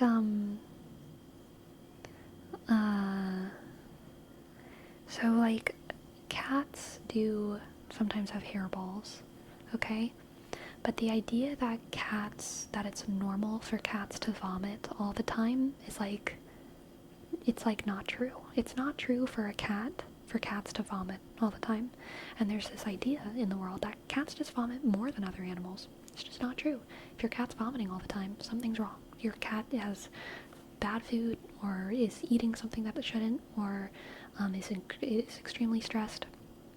And if you go to any vet, they will validate this. They will be like, no, your cat should not be vomiting all the time. The idea that, panic attacks are normal to happen at work. Let's just work around the panic attacks that everyone are always having at work by giving them panic room boxes, is like buying a cat and expecting to treat it poorly enough that it vomits all the time. It's not good. We should not have workplaces that make us panic all the time, once a day, once a week. Really ever, ideally.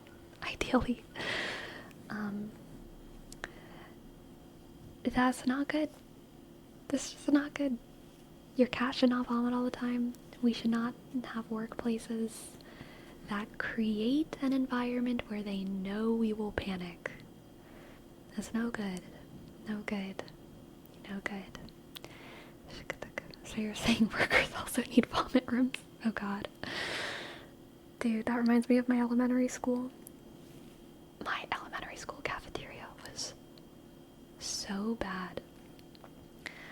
My elementary school had a reputation in the local area for having the worst food, and it was pretty amazing how prepared they were for students to vomit at any time. Very much like the cat situation, honestly. Oof. No good. No good.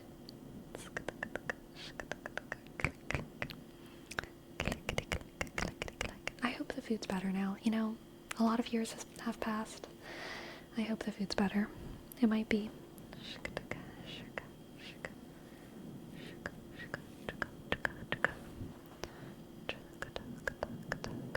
Sounds like they need to be reported to OSHA. Yes. Yes. My high school was known for teen pregnancies. That's a very different issue.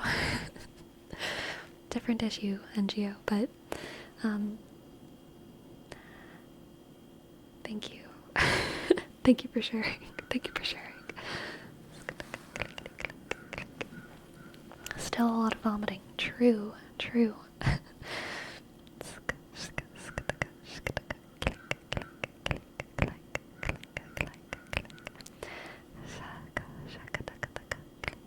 I remember going to visit my friend's grandpa at a nursing home. I asked for the bathroom and the aide told me anywhere.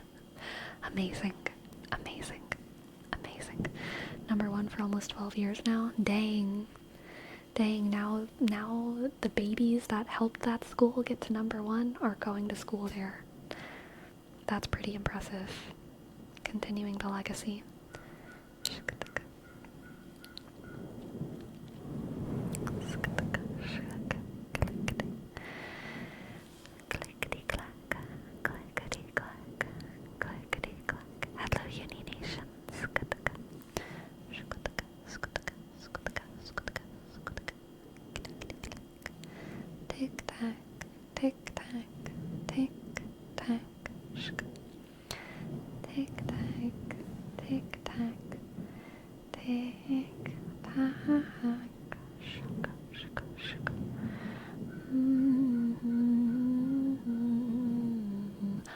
Okay, wait. I heard something crazy the other day on a TikTok. I'm sorry, we're going to talk about vomit right now. If you are extremely sensitive to conversations about nausea and vomit, this is your warning. Hopefully this conversation will not last too long. I know some people have like crazy sympathetic reflexes when it comes to those kinds of conversations, so this is your warning. But I've heard that there are adults who are still like vomiting in like bowls rather than like in the toilet or in bags that you like wrap up and throw away. That there's still like people in the world who, when they're nauseous, they like sit with a bowl and wait, and then they like vomit eventually, and then they like wash it out. But that for me was the situation of my elementary school. If a kid was nauseous, then they would be sent to the office and they would sit with a bucket until their parents came to pick them up. And sometimes they would vomit into that bucket. And then they would get a new bucket.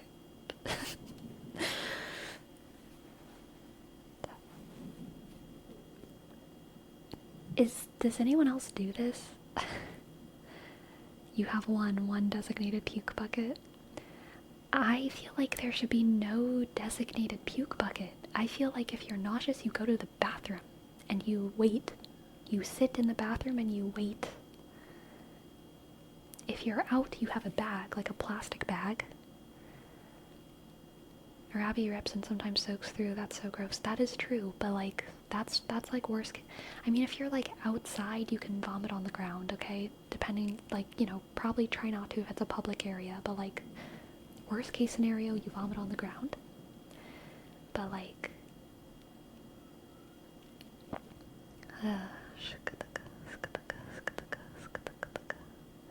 only right way to vomit is hugging the toilet like you would your middle school friend. Unless you're literally sick and can't get out of bed. Yes, that I would excuse. But even then I would put like a bag in the bucket. A bag in the bowl. You know what I mean? Like a trash bag, like around it, like you would with a trash can. I don't want any vomit touching any of my bowls or buckets when it's unnecessary. You know?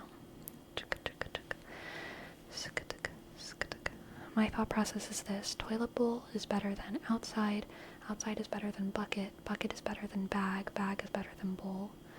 My thought process is toilet bowl is better than outside, outside is better than bag, bag is better than bucket, bucket is better than bowl.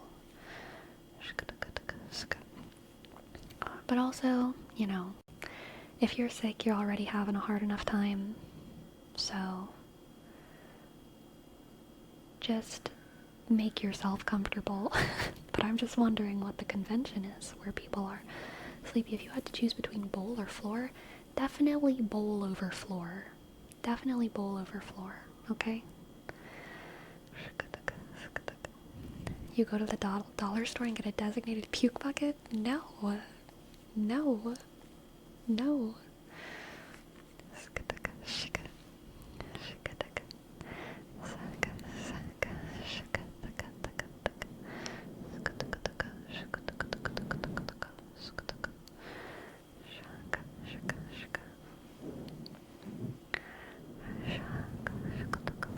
Nothing should go in the puke bucket, NGO, because the bucket shouldn't exist. Okay?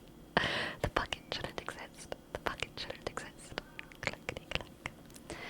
I would just go to the panic room.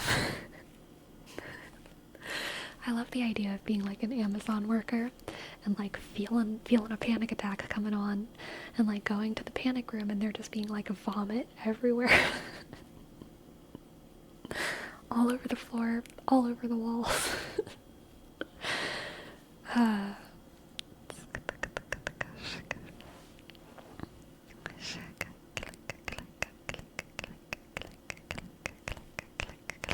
would explain the panic attack for sure. Yeah, for real, for real. I'm hard pro bowl on this. Okay, NGO, you're by yourself. You are standing alone on that hill in the distance, alright? Just letting you know. Just letting you know.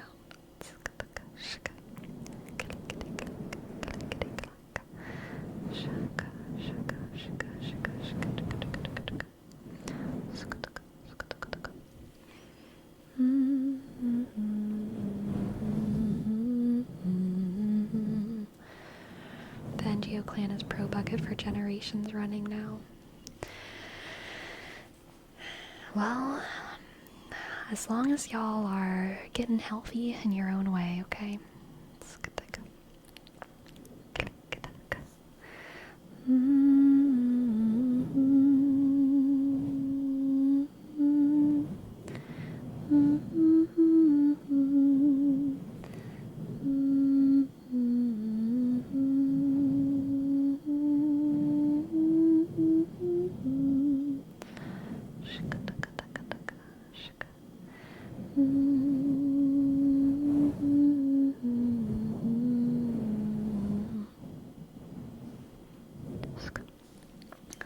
Topic shift on the topic of buckets.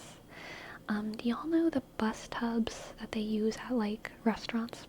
Also, if there's anyone who works at grocery stores, you might be able to fill me in on some intel because I have a question. Y'all know bus tubs, like the normal bus tubs that people put their dishes in and stuff at restaurants? So, once I went into an Albertsons in Baton Rouge. An Albertsons, which is like a major chain grocery store. Albertsons and Safeway are literally like the same store. They're both owned by like Signature Select, so they have the exact same like products, similar pharmacy, and they're very comparable to something like a Kroger's or a Fred Meyer's or what are other grocery stores? Walmart, whatever. Probably Winco as well. When it comes to like a lot of this backdoor operational stuff. Once I went into an Albertsons, and for the first time I saw them in the main produce area rather than in the back, taking the grapes and putting them into the grape bags.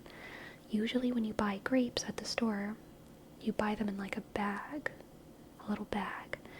And I always thought that the grapes came in shipments already bagged, but apparently, at least on this day, they didn't. But I saw workers with these carts full of, look at me using my second arm, amazing. I saw these workers using carts, and in the carts there were bus tubs lined up, and all the bus tubs were full of dusty, dirty grapes, and they were taking those grapes and putting them into the bags, and then putting the bagged grapes onto the display. And it looked so gross to me because I didn't think that grapes came from bus tubs, and all of a sudden the dirtiness of grapes, fresh grapes that you get from the store, like made sense to me because they were so dusty. I don't know. Does anyone work in grape transportation? Why were these grapes in bus tubs? Is that normal? Why were the grapes in bus tubs?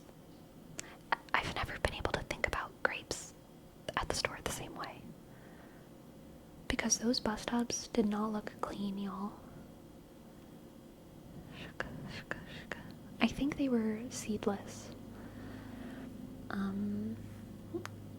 Bus tubs, like, I wish I could, they're like big rectangles that like at restaurants you like put your dirty dishes in.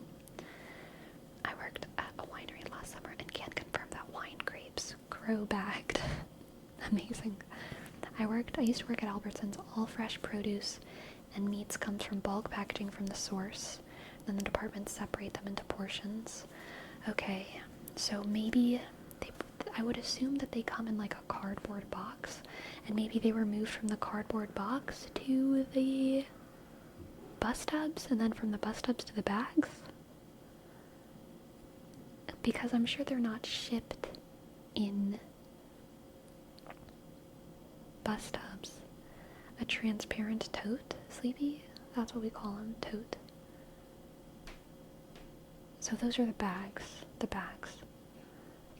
I would assume.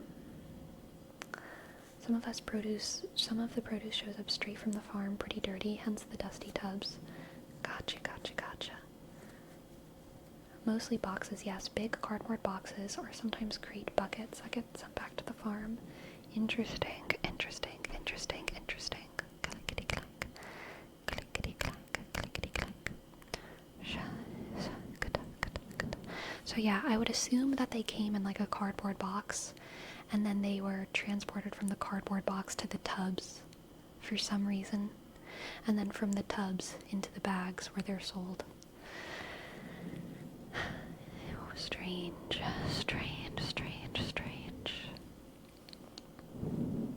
Chat is invested. These are the questions. These are the questions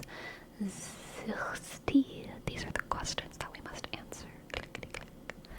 Click, clack. Pears are nice if they're fresh. Oh, y'all, I love peaches and pears and nectarines and plums.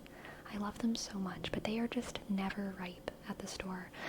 But man, are they good when they're ripe and they're from like a farmer. Oh my gosh, like truly some of the best fruits.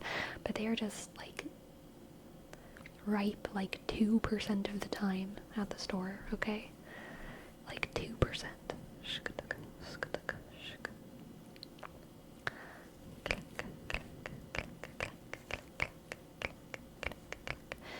tubs make for easier storage sorting in the back room. There's big racks that the tubs slide into in the coolers.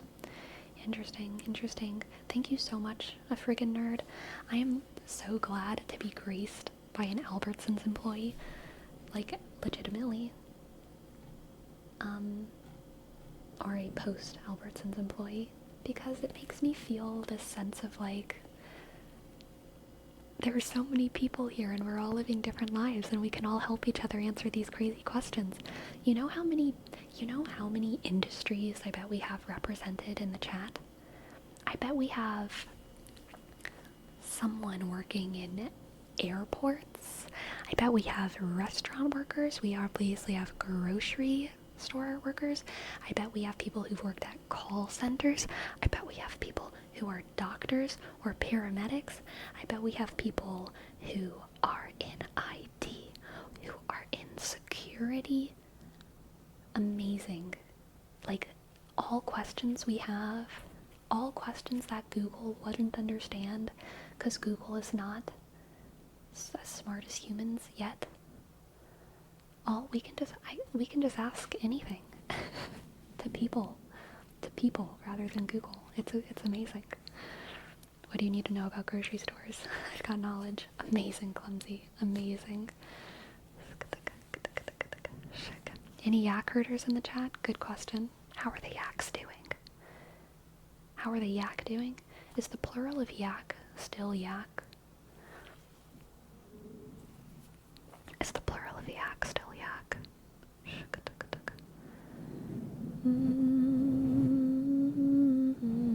They keep vomiting. Oh no.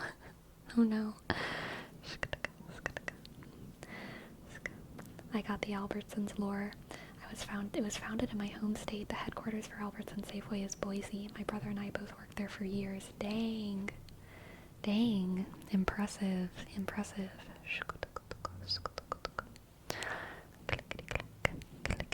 Ace Master. Thank you for your sub, Ace Master. Thank you. A shk C E click M shk A click S T click R shk 20 skk. Thank you, Ace Master. An Albertsons manager once, like, I think probably saved my life is too much of it. It's a slight exaggeration, but once an Albertsons manager, like, made it so that I wasn't suffering deeply for at least one night. I was caught in this flash flood in Baton Rouge, and it was 2 days it was 2 days, well, like, yeah, 2 days before I was supposed to make my road trip to Oregon, to move to Oregon. And I was still living in Louisiana. And I was caught in this terrible flash flood. And I was trapped in the water. I had to drive up onto the median, but I couldn't, but the water kept rising, and, like, there was too much traffic for anyone to get through. So we were trapped on the median, and the water was still rising and rising and rising, and eventually a sheriff started coming down and like rescuing people out of their cars, and he got me out of my car, and the woman in the car that was stuck in front of me, he got her out of her car, and he walked us both through, like, at that point the water was up to, like, maybe a little bit over our knees, and he, like, walked us up to this, like, covered area, and he gave us blankets, and she was an Albertsons manager, and the sheriff put us in his car, and he was like, okay, we're gonna get y'all somewhere safe, and he drove us on this crazy route, like, over other medians, through traffic, through parking lots. It was hard to tell exactly where the roads were because the water was so high and there was just cars everywhere.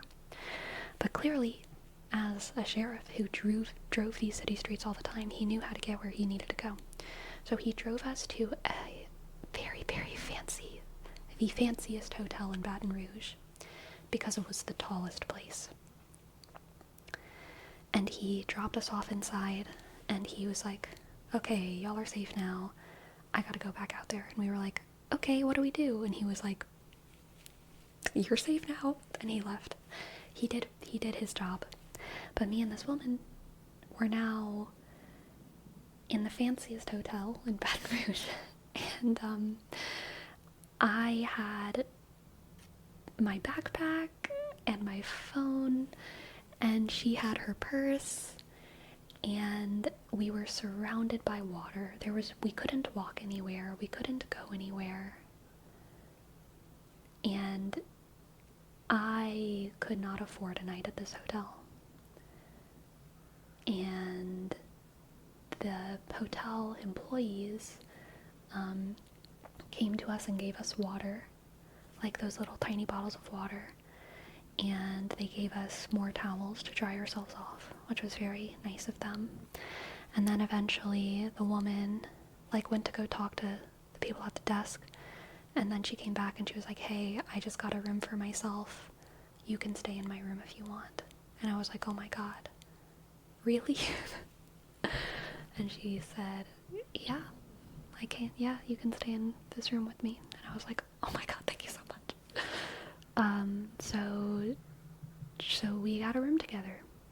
And yeah, that was like if she hadn't done that, I would be probably out on the streets again. I don't think the employees would have let me sleep in the lobby, because that hotel was starting to fill up with people, and the employees and the hotel manager were clearly starting to get to the point where they wanted to turn people away,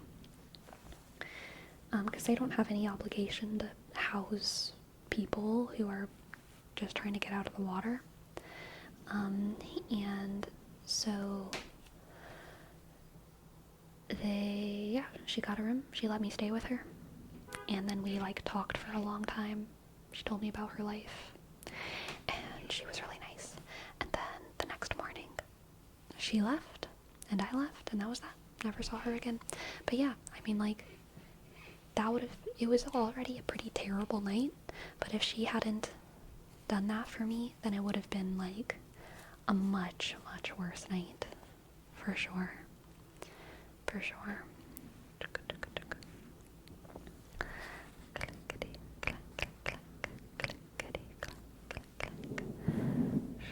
We love it when we look out for each other. Yes, true.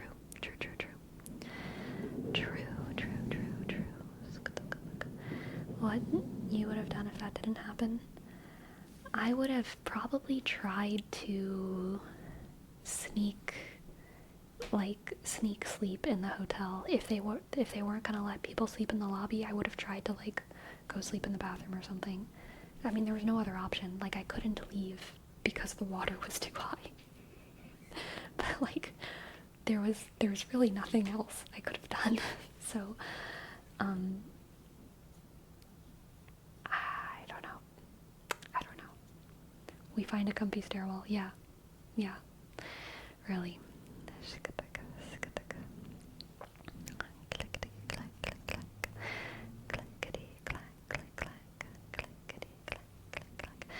But I was so scared because the view from the hotel room, we looked out the window, me and this other woman, we looked out the window and we could see the waters were still rising to the point where cars were floating away, and we couldn't see our cars anymore. They were in the distance, and we were just both looking at each other thinking what are we going to find tomorrow whenever we try and get back to our places, whenever we try to get back to our cars? Will our cars even be there? What are we going to see? And the next morning, I still wouldn't have been able to walk to my car or get to my car because the water was too high, but I had a friend who had a really, really tall car. I don't remember what kind. Big pickup truck. It wasn't a Tacoma, and it wasn't a Ram, but it was some other big pickup truck. And she said that she would come pick me up. Very nice of her, because it was dangerous, but she had a tall enough car. It wasn't an F-150. It was something else. But she came and she drove me to my car, and my car was sitting there. It was just sitting there on the median. It's just sitting there on the median. Oh my god. And honestly, so the worst part of the story, I think I've told this story before, but like, after I left my car, got into the car with the sheriff, got to the hotel, went into the hotel room, I went into the bathroom, and I was like wringing out my clothes, and I had a spare shirt, but I didn't have a spare anything else, so like everything I had was like wet, and I was wringing it out, and I was blow drying my clothes with the hotel blow dryer, and as I was blow drying my hotel clothes, I realized that in my panic, not only did I leave my keys in my car keys, I left my keys in the ignition. Like, my keys were just sitting there inside my car, and I knew that they were there. And so the whole night, while I was like watching other cars float away, I was thinking like, A, will my car even be there if it floated away? Or will, like, if someone could have so easily stolen my car, because there was just cars everywhere, abandoned. Like, it was so very plausible that someone could have just stolen my car. But I got back to my car, and my key was just still right in there. Again, this was one of those moments where I was like, I'm the luckiest girl in the world. Oh my god, I'm the luckiest girl in the world. I'm the luckiest girl in the world. Because no one stole my car, and my keys were in the ignition. So lucky. Yes, truly, truly, truly, truly. I'm so grateful for the things that happened that night, because it could have been so much worse. My car did work. It's the same car that I have now, so it's now been flooded twice, that car, and it's, you know, that's probably part of why it has so many issues, but it still runs. She still runs.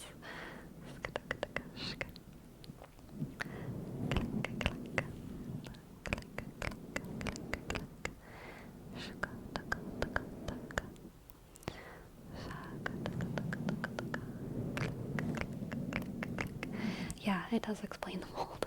It does explain the mold, for sure. For sure.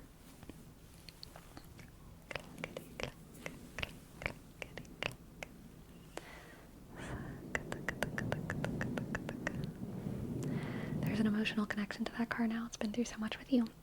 Honestly, I wish I could say that was true, but it's really not. I like, so it's my second car. My first car I really liked. I did have an emotional connection with it. It was my car. But this car, I really don't like. I didn't really like choose it because I liked it. My other car had gotten totaled, and I needed a new car desperately right then and right there, and so I was like, I just need to buy a car. And so I bought a car, which is my current car, and like, I really don't like it very much. My next car, I think, will be a car that I like, really like, and have an emotional connection to, and choose because I want it, and like, that will be my car. But yeah, I really don't have too much of an emotional connection to this car. I will be pretty happy whenever I can get a new car.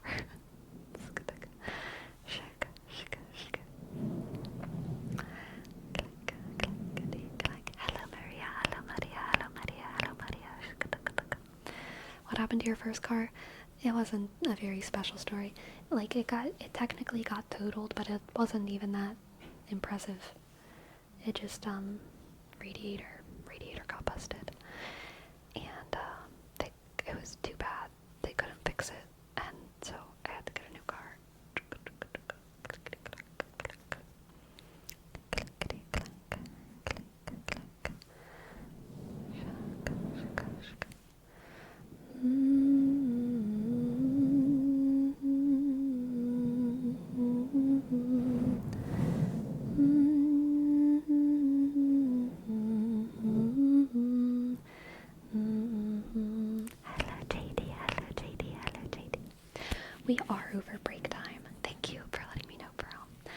cannot notice. Thank you. Okay, my friends, I am going to go on a quick little break and then I will be back for more tingles. Okay, I'll be back for more tingles. Farewell. Farewell, farewell. I'll be back soon.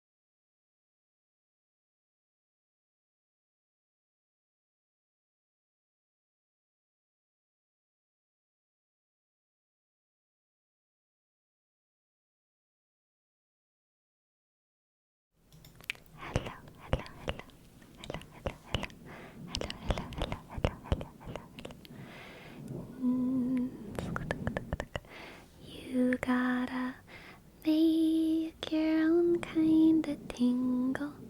Sing your own ASMR. Make your own kind of tingle. Even when nobody else tingles along. You gotta make your own kind of tingle. Get your own ASMR. Make your own kind of tingle, even when nobody else tingles along. I know, I am super orange right now. I don't know what's happening. Come on, camera. Stop being so orange. Why am I so orange?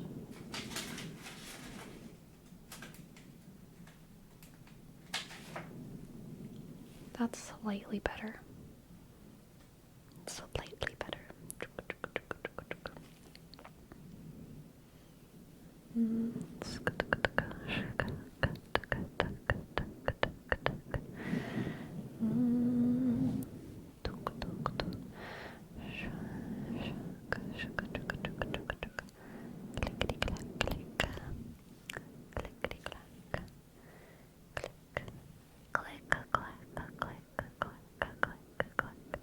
Hints on tomorrow's video? No. No hints. No hints, no hints. Sleepy wasn't a beautiful day over in Oregon. Yes. Yes. It was. It was gorgeous. Gorgeous, gorgeous, gorgeous outside. Exactly. It'll ruin the surprise. But it's St. Patrick's Day. So?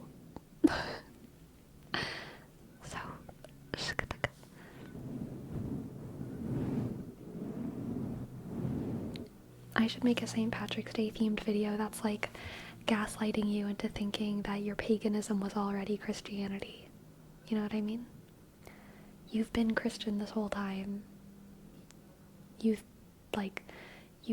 were pagan, but like it was actually Christianity. And aren't you happy that now that Messiah has come and gone? Good news, good news.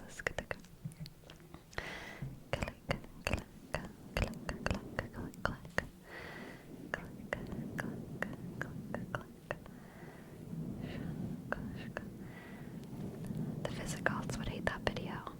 That's okay. Visigoth's gonna Visigoth, you know? That's how they roll. How they roll. I read the Confessions of St. Patrick, and it was actually a really wonderful read. St. Patrick was pretty interesting character. Pretty interesting character.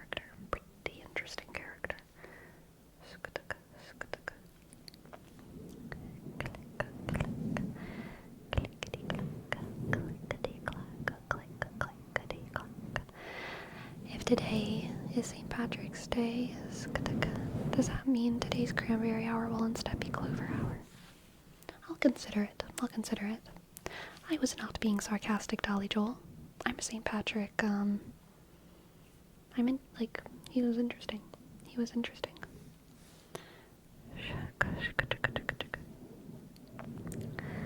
I don't actually know much about St. Patrick other than his affinity for green, and I think he kicked out all the snakes in Ireland. So he's known for converting Ireland to Christianity. That's like this hyper simplified version. He converted Ireland to Christianity. And so he's celebrated in Ireland. I wish I could remember more details about the history. But I'm pretty sure he was basically sent to Ireland, I want to say, as some kind of punishment. He was Christian, and he was like doing bad or something, and so he was like kind of sent to Ireland as some kind of punishment from his family. And he ended up converting a lot of people. He was a priest and a monk, and that's basically as much as most people know. He started a lot of monasteries in Ireland, and a lot of early Irish nuns speak pretty highly of him and the foundations that he set, the foundations for the monasteries that he set.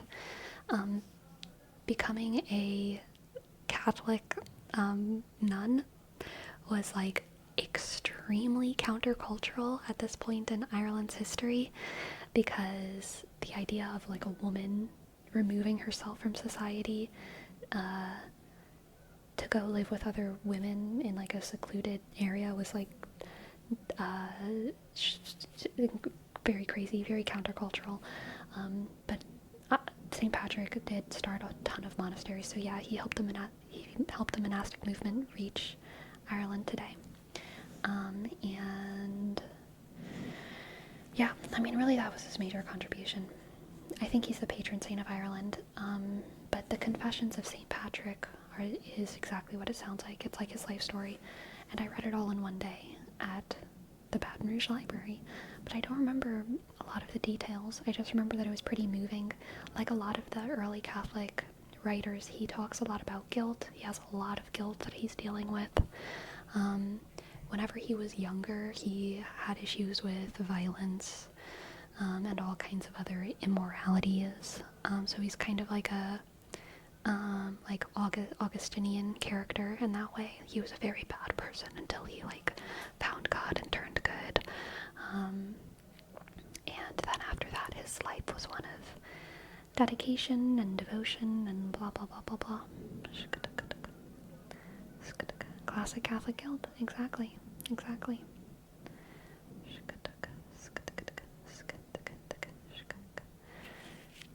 How did it become an alcohol drinking day? So I think the alcoholicness of St. Patrick's Day is related to Irish culture, so the celebration of Irish culture and kind of like Irish pub culture, because St. Patrick is like definitely an Irish icon. And yeah, that's how that happened. As for his association with green, a lot of the early conversions in the UK were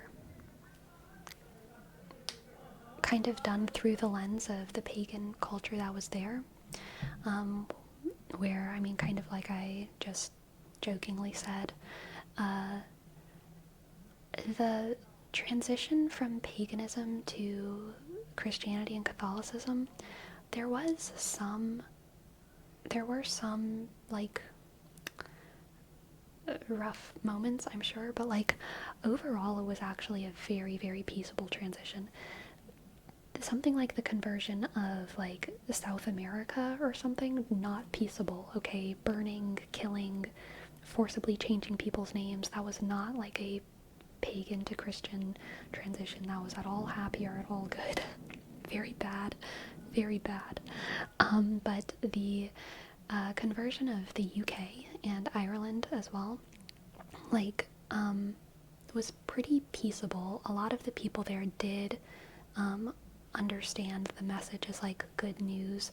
They were pretty excitedly starting to integrate Christianity into their paganism. The colonization of the Romans, not always fun, not always good, but generally Christianity was like considered to be interesting and exciting and blah blah blah blah blah. So whenever people say that like Christianity or Easter is like not Christian because it has pagan roots or whatever, that's a massive like misunderstanding, because a lot of the symbolism does have pagan roots, but also the people who were originally celebrating Christmas, not the solstice, but people who were celebrating Christmas were always celebrating Christmas while using their pagan like imagery that they were used to, like, and same with Halloween, same with Easter. Like, these were celebrations that were taken into pagan territories, and people there wanted to celebrate these Christian ideas, and so they were celebrating these Christian ideas in a way that reflected their own culture. So it was like, yes, it was just like an evolution of a tradition, exactly. Soda planta, an interesting, beautiful mishmash of all kinds of wonderful things. And anyway, St. Patrick's Day, the clover is associated with St. Patrick's Day because St. Patrick used not the 4-leaf clover, but the 3-leaf clover to explain the Holy Trinity. The 3 parts of the Godhead are all part of one whole. And so really St. Patrick's Day was kind of about like the 3-leaf clover. I don't know how the 4-leaf clover, I think the 4-leaf clover being lucky was kind of like a separate thing that just got like mixed in accidentally. But yes, St. Patrick talked about the 3-leaf clover as a representation of the Trinity, and he used that motif, that symbol, as a way to communicate and convert pagan people. A teaching tool. A Pyro 99.99. Thank you for your tier 1 sub. Pyro. Thank you. Hey, click, P, shk, Y, sk, R, shk, O, sk, 9, click, 9, click, 9, click, 9, sk. Thank you.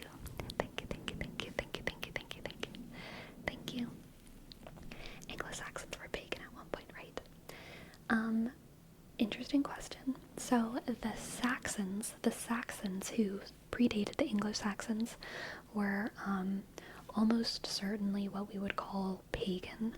The Anglo-Saxons refers to a people during a very specific time period. So Anglo-Saxon is not like really an ethnic designation. It refers to people during a specific time period in the island that we call the UK.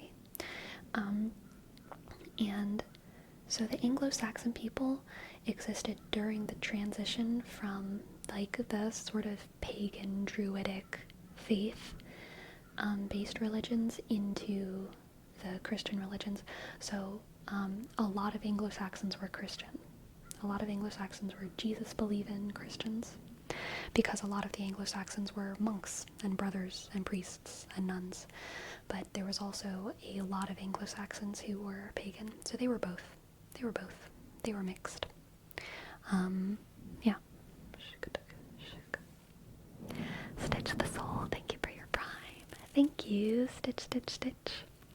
S, T, click, I, sk, T, click, C, H, click, D, shk, H, sk, E, shk, S, O, U, shk, L. Thank you.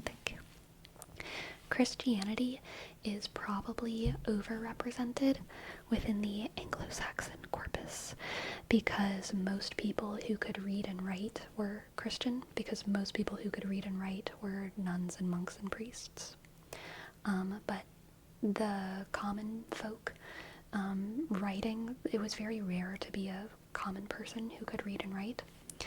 And so we do have some indications that are not indications, we do have some texts from common folk or from poets or from bards, and those texts kind of reflect more of like a not strictly Christianity experience, a little bit more pagan, a little bit more druidic.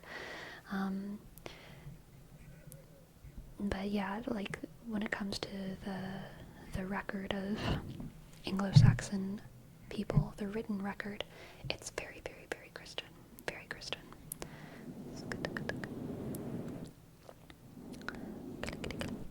Cliff Nerds, thank you for your sub as well. Thank you, Cliff Nerds. Thank you, Cliff Nerds. Thank you, Cliff Nerds. Thank you, Cliff Nerds. Thank you, Cliff Nerds. Thank you for your sub.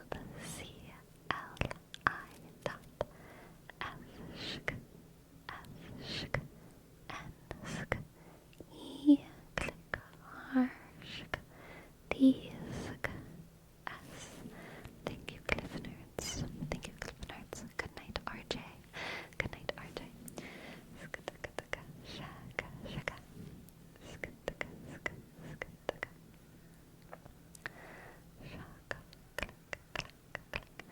Do you think Christianity wouldn't be as big now if that wasn't the case? No, because regardless of the UK, most of Europe was Christian by that point. But yeah. Now I'm blue. I know. My lights.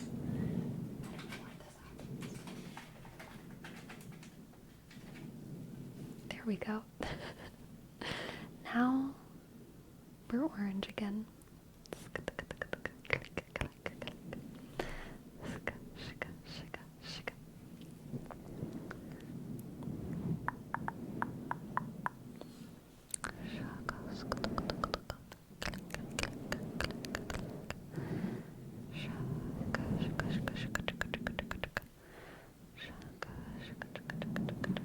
Favorite icy slushy flavor? Man, I'm a fan of ice. I just want ice. Whenever I go get a snow cone, I like to just get ice. I always say, can I just have ice? I love the crunchy ice. The crunchy shaved ice. So good. Just ice.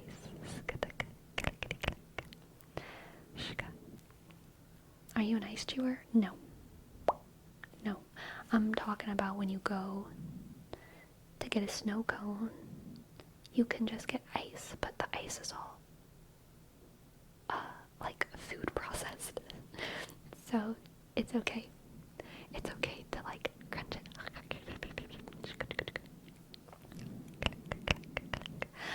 Scrubby Steve, thank you. Thank you for your 3 months. Thank you, I appreciate it. Thank you. SCR U click B Y underscore SD click E D E Thank you. Like just ice, not flavor. Exactly, Jose. Exactly.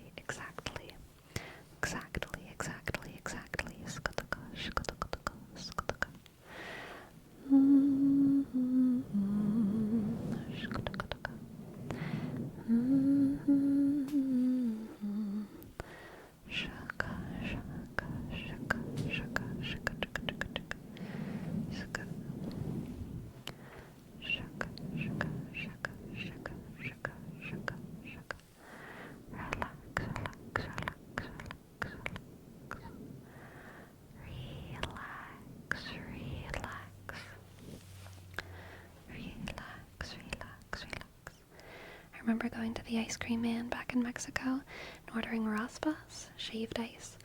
When you saw the bees flying around, you know they had the good syrup. Dang. I don't know if a snow cone is the same as shaved ice. Is a snow cone the same as shaved ice, and is shaved ice the same as raspas?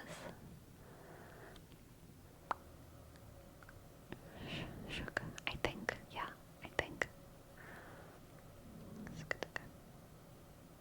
Not ice cones, snow cones. I don't know what an ice cone is. It's not an ice cream cone. An ice cream cone is obviously different. Snow cone, yes, but served in a different thing? Okay. Peerless, thank you for your prime as well. Thank you, Peerless. Thank you, Peerless. P, shk, U, shk, R, shk, E, click, L, E, shk, S, shk, shk,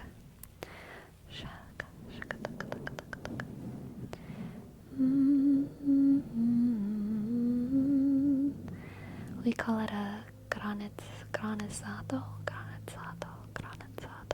and add condensed milk to the top.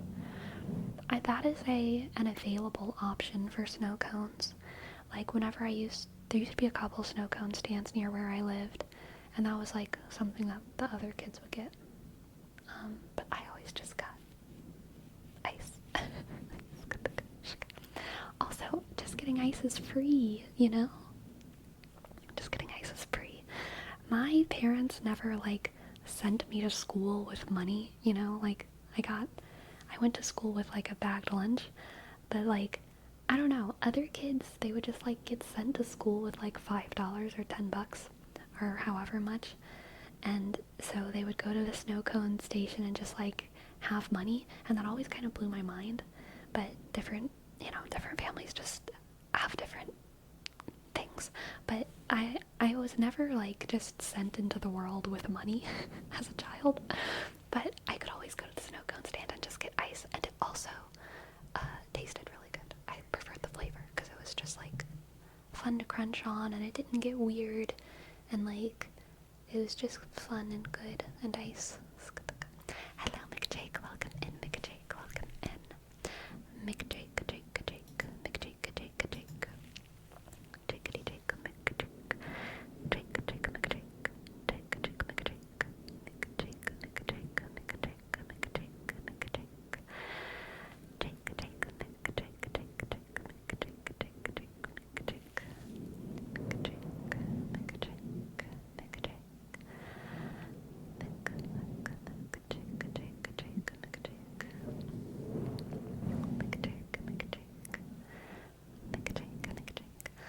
McJake, I summon thee.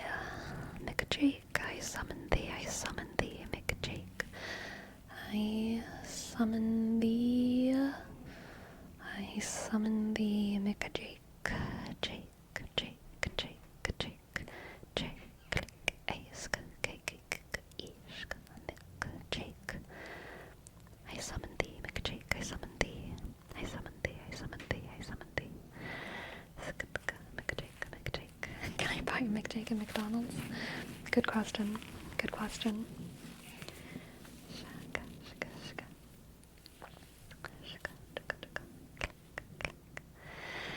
Yes, Salty. We've gotta make our own kind of tingle. Get our own ASMR. Make our own kind of tingle, even when nobody else tingles along. We gotta make our own kind of tingle. Get our own ASMR. Make our own kind of tingle, even when nobody else tingles along. Sleepy, if you weren't sent with money to school, did you have an allowance? No. My family didn't do, like, allowances. We just, like, we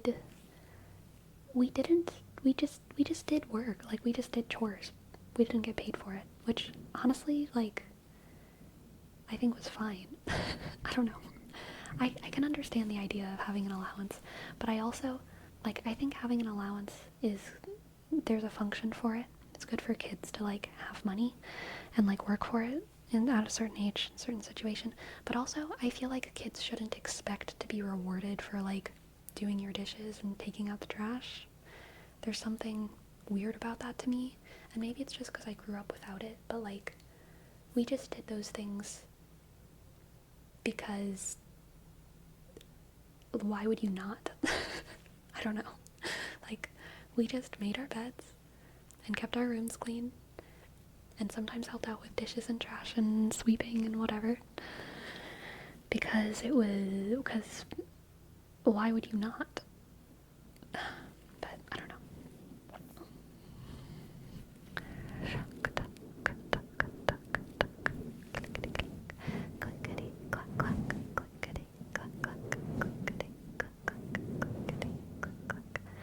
I was never given an allowance either, but I was given a bit of money for me to get lunch at school.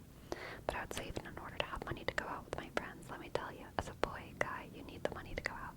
Yeah, I mean, I did that too. Like, if I was going out with my friends on a weekend, I would usually, like, tell my parents, and they would give me an appropriate amount of money. Like, if we were going to the city, they might give me, like, $30 if I was in, like, high school. And then if I was just going out to their place and we might, like, go out to eat that night, then they would maybe only give me, like, $20 or $15. But I would save as much as I could. And my parents knew that I had, like, savings. So like after like years, oh, and then another time that I got money was for band functions. Whenever we had like away games or something, because I was in band, we would have to buy food. So every week I would probably get like $20 because I would be taking that to these away games. But at the away games, I was only spending maybe $7, so I would be saving it. And that was really, really how I built up my savings in high school.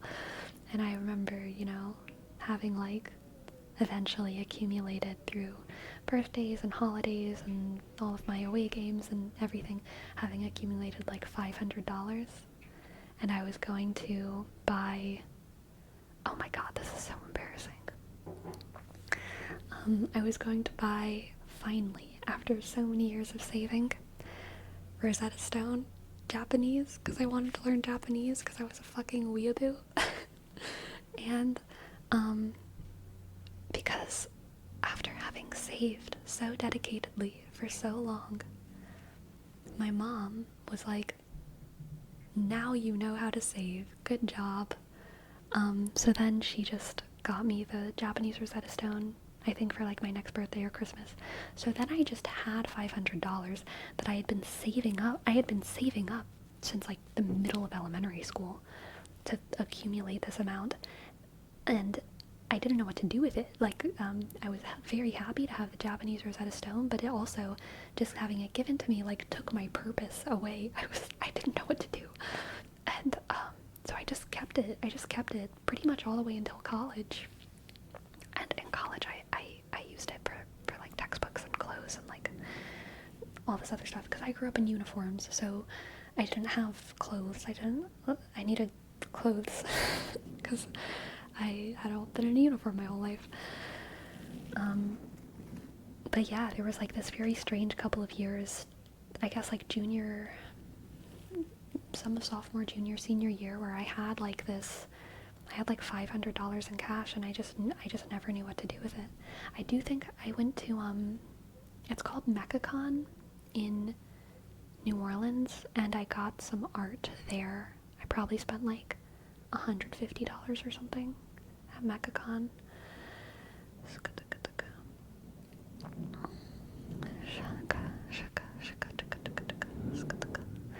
Welcome to the chat. Almost a Donovan. Welcome.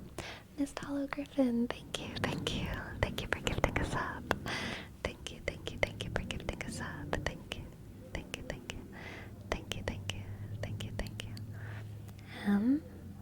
I shook S D click H sk O shk double L shk O sk W shk G click R shk I dot F sk I dot N shk. Thank you, Miss Hollow Griffin. Thank you for gifting us up. Thank you. And bitter brush. Here's your name, Trace. B shk shk. I click double D click E sk R shk B shk shk R sk U sk S H shk. Thank you, bitter brush. Thanks, Miss Dollo.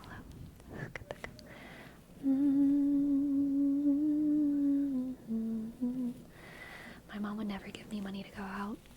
So if I wanted to go out with a friend that was a girl, I needed money because I liked being a gentleman, and I would go pick them up and take them back home. And I lived on the other side of the city, so it was kind of expensive. Gotcha. I remember having to say no so many times I was asked to go out because I didn't have enough money saved. Aw. Very responsible for you, Jerome, however. Sleepy, when you cook, is it quiet? When I'm cooking, it's time to dance. Okay? So, the music is on when we're cooking. Okay, the music is on when we're cooking. You dance while cooking? What are you supposed to do when you're cooking? What are you supposed to do when you're cooking? Amber, Amber Villain, Amber Villain, Amber Villain, Amber Villain. Thank you. Thank you, thank you. Thank you so much for your prime. Thank you. A, click, M, shk. B, click, E, sk. R, shk. B, I, dot. Double L, shk. A, sk. N, sk. U, sk. E, sk. B, A, click. 3, sk. 3, sk. Thank you, Amber Villanueva, 33. Thank you, thank you, thank you. Thank you. Love to watch your lives and videos. Thank you. That's so nice of you, Amber. Thank you. I'm glad that you enjoyed them. I'm glad, I'm glad. I'm glad.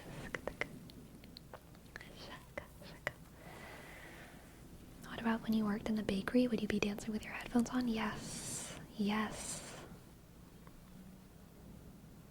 Yes. I mean, okay, so working at the bakery and working at food lines and restaurants, it is a dance, okay? So you're not like doing an extra dance. When I work at home, I'm doing like an extra dance, like I'm like dancing. But like when you're working at a bakery, a mass production bakery like I did, and when you're working on a food line and you got tickets printed and you're throwing stuff on salads and sandwiches, like the actual job is the dance. And once you get in your flow, it is graceful, and it is interesting, and it is like a ballet. A food line, you can't work on a food line with earbuds in, but at the bakery that I worked on, I could work with earbuds in because I was the only one doing my job, and there was no like tickets coming in or anything like that. So I would absolutely like dance through the shift. It felt like I was in a ballet. Whereas like working on a food line with other people, having tickets printed, that's more of like a cooperative improv show, okay? Cooperatives. Exactly, Destructicon. You remember. Don't give your dinosaurs scoliosis. Yes, yes, yes. Yes, yes. Do you have a playlist for cooking? I have a playlist that is not specifically for cooking, but it works for cooking. But sometimes I listen to other playlists.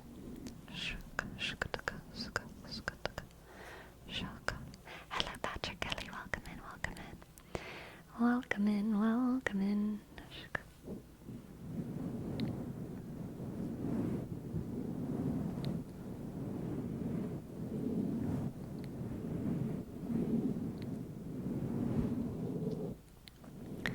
I remember the playlist, but I thought you just listened to it. That's actually a different playlist from the one that I was just thinking of. That was my, like, specifically bread working playlist. But yeah, I do have like a different playlist that's basically for anything active. Anything active. It's my active playlist. It's my, like, it works for cooking, it works for running, which I never do unless I'm on a treadmill for short stints of time, but I don't really run outside. But yeah, it works for baking, running, dancing, getting ready, like, depending on what I'm getting ready for. Some getting ready playlists are like, you know, I want to look like a certain way, so I listen to music that makes me feel like that. But yeah, I have like a general use happy playlist that works for a lot of stuff. There's something in my eyes.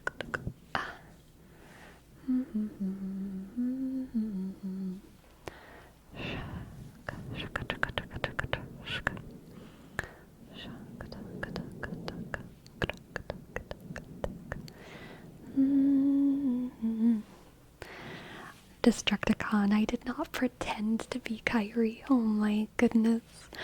Oh my goodness. I did not pretend to be Kyrie. I just, whenever I was young, I would deliberately take on some of her mannerisms. But I wouldn't pretend to be her, okay? Oh my god, Aga, Pearl. No, untrue, untrue. Untrue.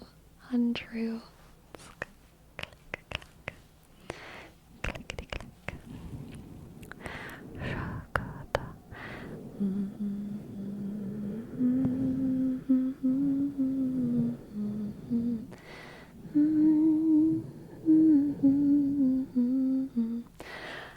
That tracks. I think I literally just changed my Twitch user to Golden Oreo to match my YouTube for this stream. It used to be Roxas Sora. Amazing. Amazing Golden Oreo. Amazing Golden Oreo.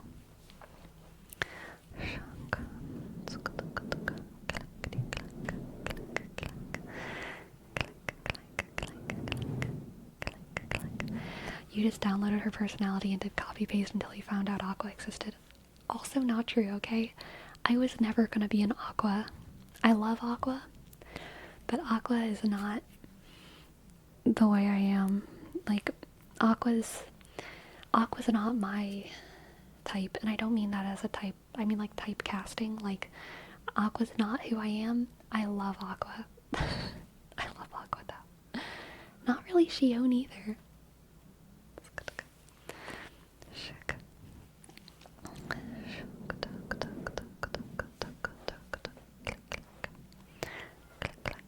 I wish I could be an Aqua, but I'm not athletic. I'm not athletic. I love a good like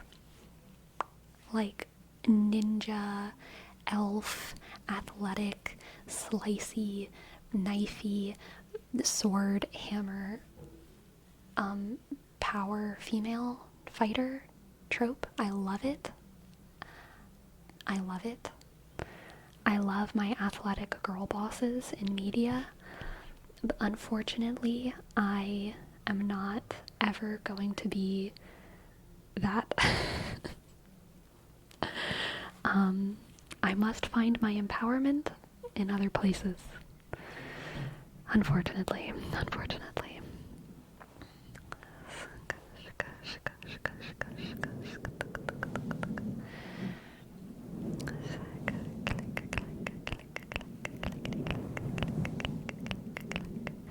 Selena, Feyren,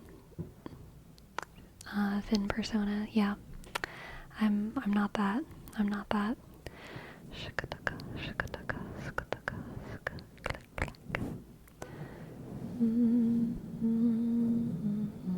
So Feyre from Throne of Glass isn't a classic fighter woman. She does fight. Sorry, not Throne of Glass, A Court of Thorns and Roses. She does fight, but she's not really a fighter. So I do find her more relatable. I can kind of self-insert with Feyre. But she's not primarily a fighter. She actually talks a fair bit about how she doesn't like fighting, but she is quite proficient at it, and she knows how to do it.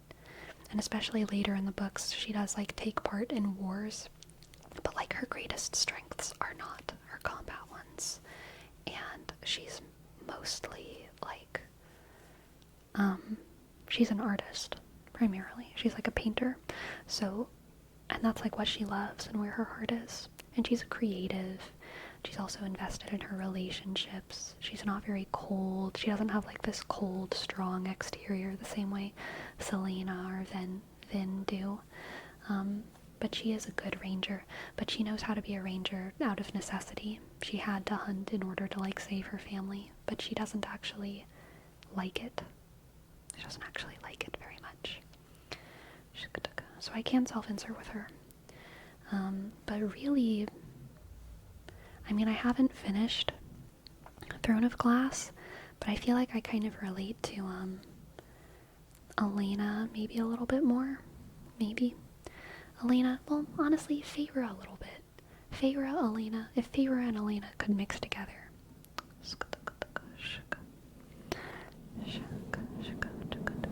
Can you say book? I can absolutely say book. Lashar, book. You know, I relate to what's her name? In Stormlight Archive, Words of Radiance. redhead girl. I do relate to her. Buck. Shalon, yes. Shalon.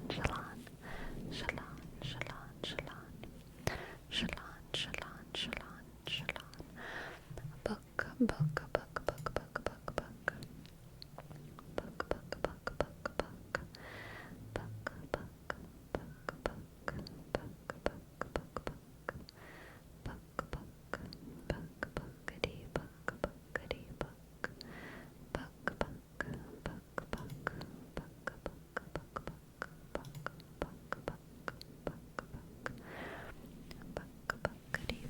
Sleepy, which league champion do I identify with? Soraka. Soraka. Okay. Soraka. Just, yes. Like, I love Soraka. I love Soraka's lore. I know she's like a meme because she's like just a basic healer, but like I love her lore. I love her old lore. Her new lore, they've changed a little bit, so like it's fine. But like Soraka. I like Soraka. I like Soraka.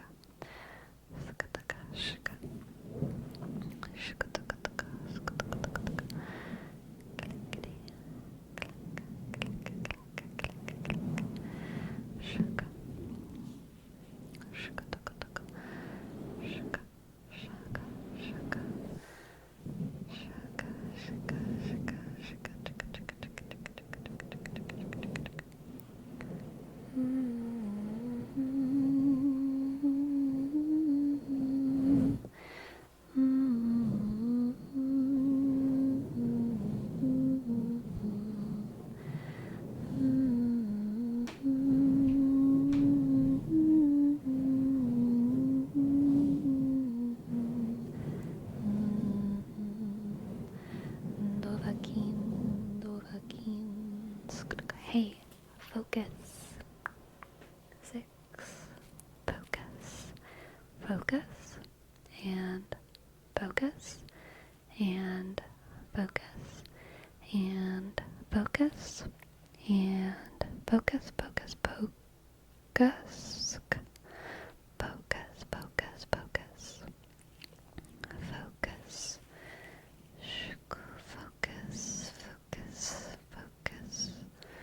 Focus over here. Focus over here. Focus over here. Focus. Focus.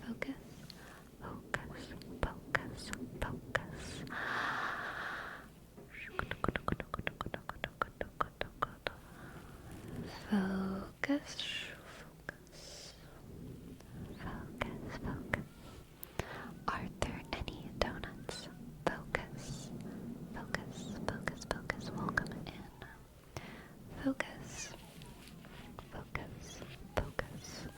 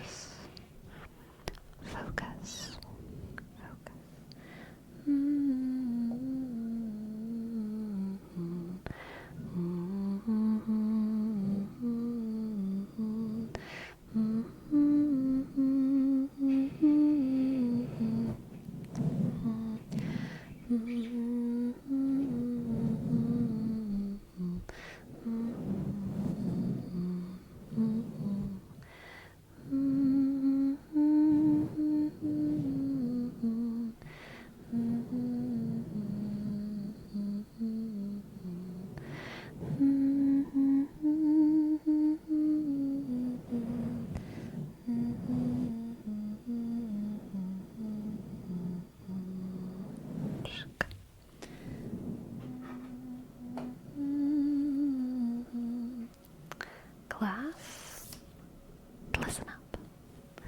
Ogden has triggered an event. I'm going to ask you a very important question, and if you answer the questions correctly, then you'll win back scratches for the entire class, okay? You'll win back scratches for the entire class. So, here's the question. What is the capital of Wyoming? What is the capital of Wyoming? And here's your hint. Wysk, a Wysk is Ansk, so shy. Click. Wysk, a Wysk is Ansk, so shy. Click. Wysk, a Wysk is Ansk, so shy. Click. Y-O-Y is Ant, so shy. Y-O-Y is Anne, so shy.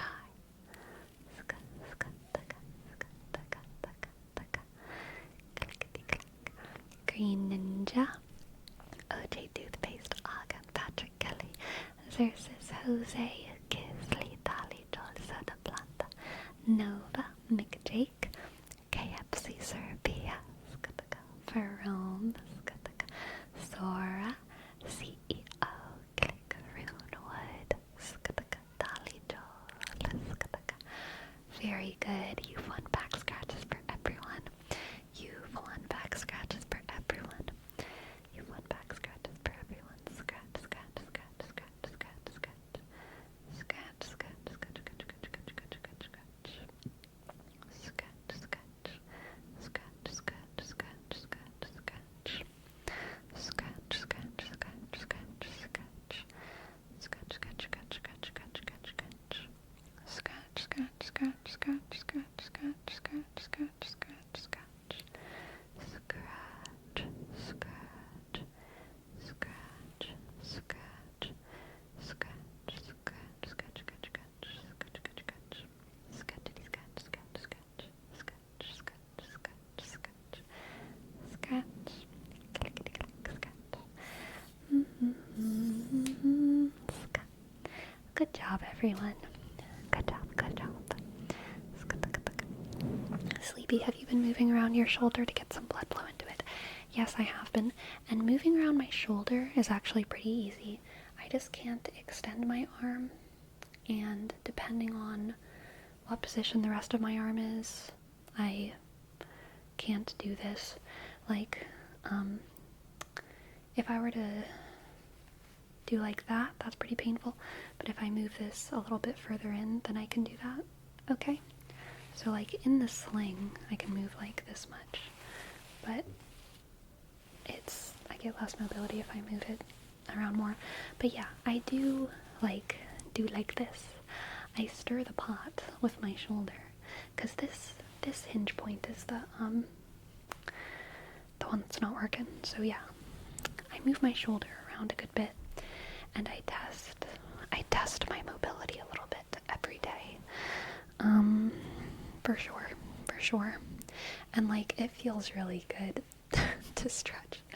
Feels very, very good to stretch as much as I can, which is not too much.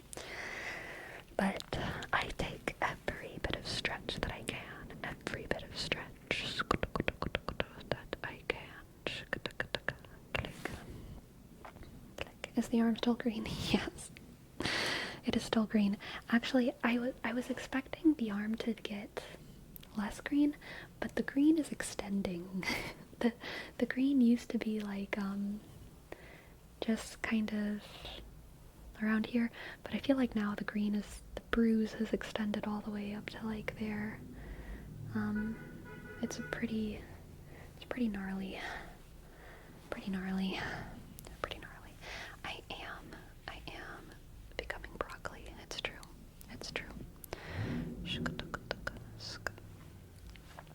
Clickety clack, click, click. Clickety clack, click, click. Relax.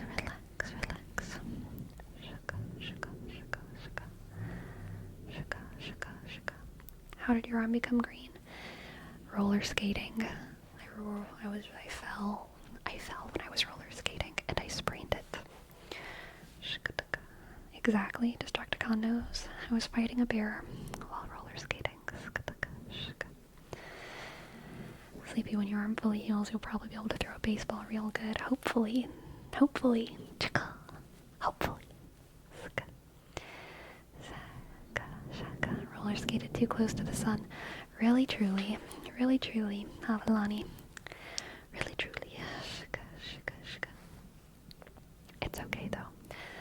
I'm making do. My left hand is becoming more and more proficient.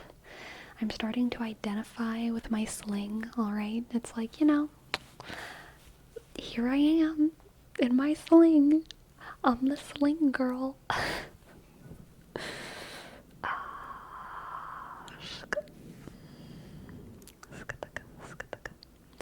I hope that bicep curls aren't painful. Are bicep curls these? Because I definitely can't do that. That's a no. Because I can't support a lot of weight. Just today, I started being able to hold a cup of water in this hand without feeling like, a massive amount of pain. I'm lying here with a torn hamstring, so I feel your pain. Aw, I'm sorry, 158. Feels good to not be alone. Thank you. Thank you. Thank you. Thank you. Thank you.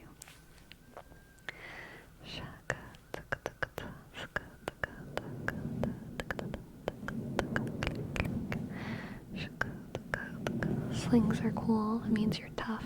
Ah, thank you, Sci Fantasy Break. Thank you, thank you, thank you. I appreciate it. I appreciate it. I try.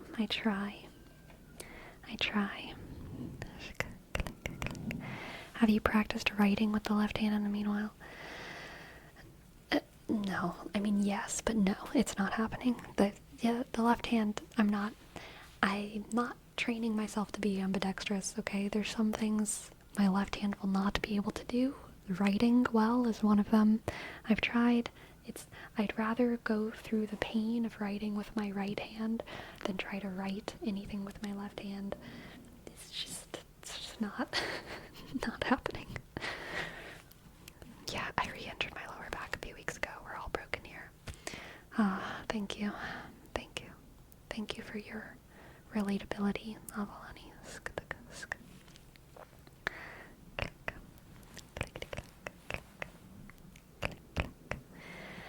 You'll be left-handed by the end of this. I mean, I've already gotten much better at doing some things with my left hand. My makeup. I've been doing my makeup with my left hand, which is not easy. I don't do very complicated makeup, but still, I was very surprised that I was able to do it at all. And, just other things. I've gotten better at doing with my left hand. Little tasks. Yeah.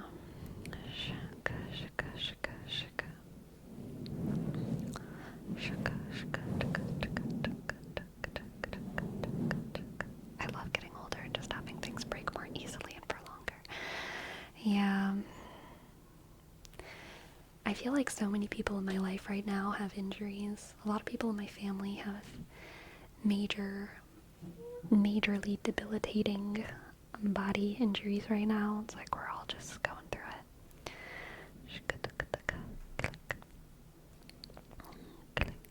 I don't know how to say this in a way that makes sense, but your streams have the best rambling, like the most entertaining topics, best meandering. It's good.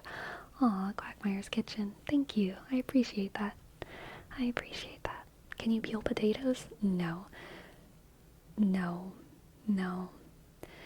Oh, y'all, yesterday I was so excited because 3 days ago I bought a cantaloupe, and yesterday was my cantaloupe eating day. And as soon as I took the cantaloupe out of the bag, I was looking at it and I was just like, fuck, what the fuck? How am I gonna open this thing up and eat it? And of course, I tried first to do it the normal way. Stabilize with my left hand, put the knife in and cut with my right hand. I could stabilize it with my left hand, but as soon as I applied that pressure, it was like, nope, arm can't do that. Arm cannot slice a pressure down. Definitely not.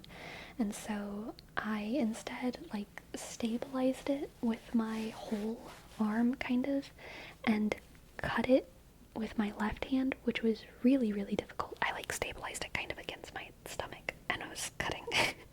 Probably very dangerous, but I got through it.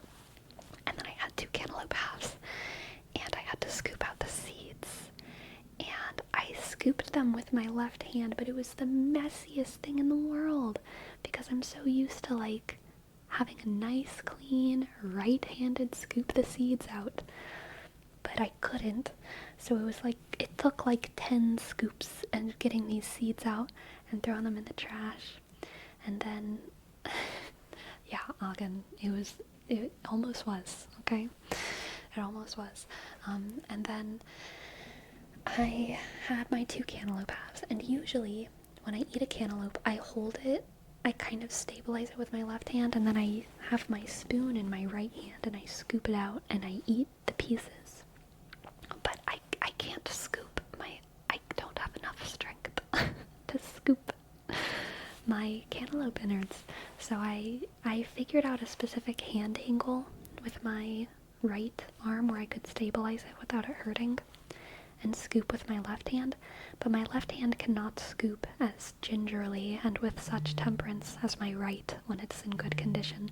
So my scoops were very sloppy, and it was honestly just it was a very rough cantaloupe eating experience, but I did eat my entire cantaloupe. It just probably took me like an hour. It took a very long time for me to eat this cantaloupe, but I did do it, and it was good.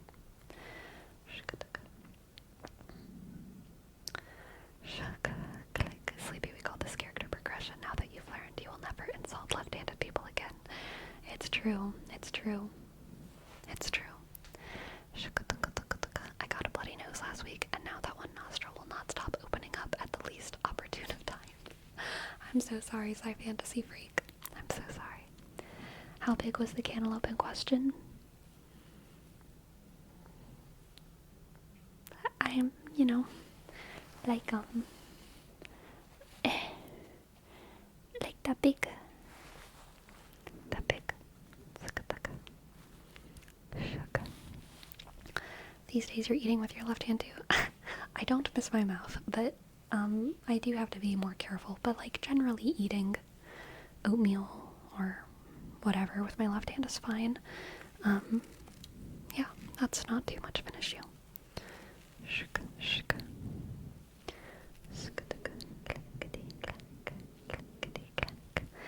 Clickety clack, click clickety clack, click clickety clack, clickety clack, click clickety clack, clickety clack, click clickety clack, clickety clack, click clickety clack, clickety clack, click clickety clack, click. But can you hold the deep pot for longer by both hands? Yes, I can. The pot is slightly easier to handle. And yes, Brown. Yes, we can do some scrunchy sounds.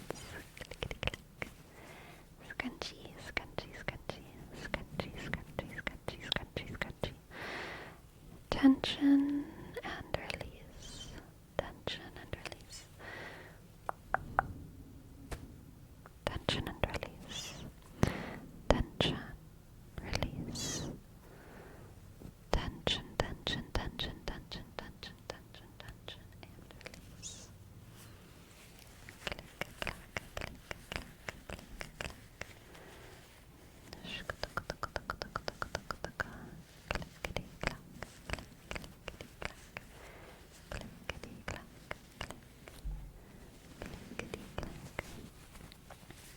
clickety clack, clickety clack, clickety. Throne of Glass update. I am very early in them. I'm very, very early in the tandem. I'm very early in the tandem. I think I'm on like chapter. I think I just finished chapter 11 of Empire of... I don't even remember the name of the book. There's Tower of Dawn and Empire of... What is the name of the book? Tower of Dawn, Empire of something. I just finished chapter 11 of it. Oh, that's early. That's like 11 and 16. Yeah. Empire of Shadows. Yeah, thanks. Yeah, I haven't been reading very much, but that's okay. I'm just doing what I want to be doing, you know? Doing what I want to be doing.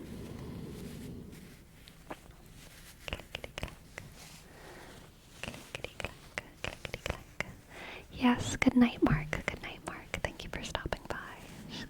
Good night, Mark. Empire of Storms. Gotcha. You know what's really convenient to have when you're reading a book? 2 hands. Yeah, true.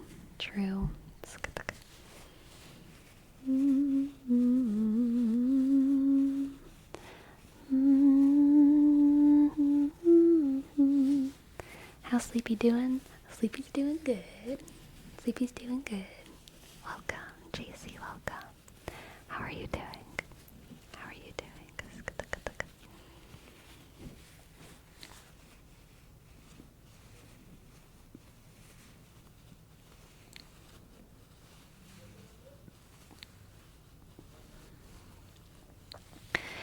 Yeah, I can't put on a hoodie. What I've been doing is putting, like, because I own a lot of hoodies or jackets that have 2 arms, I put it over this arm, and then this arm I just like lay it over and like wrap the sleeve around. I'll show y'all my sling strategy. I'll be right back.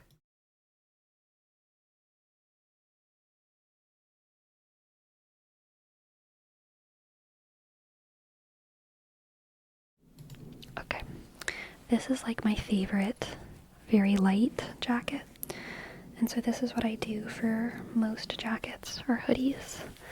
I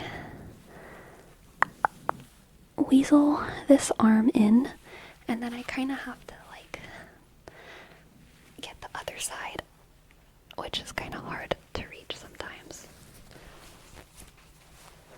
And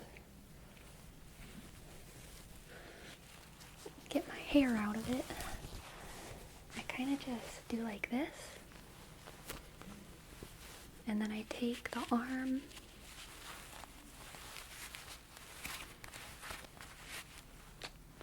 and I do like that. That way the arm's not just hanging, because the crazy like hanging arm kind of annoys me. This just kind of keeps it together. And it keeps this from falling off if I'm actually cold. It's pretty good. Pretty good situation.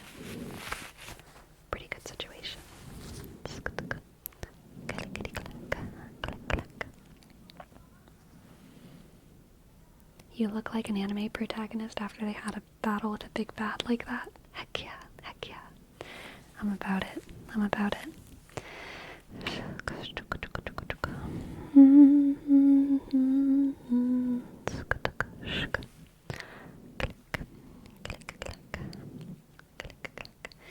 And I'm definitely like,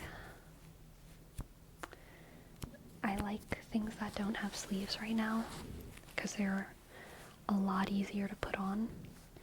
I can put on things with sleeves, and putting it on isn't actually too bad, but taking it off can kind of be hard, but I can still do it. And if I'm only wearing like 1 shirt a day, it's not a huge deal to wear something with sleeves, because I'm only going to be taking it off once. But I'm definitely preferring sleeveless things. I don't think I could wear something with long sleeves though. Probably only short sleeves.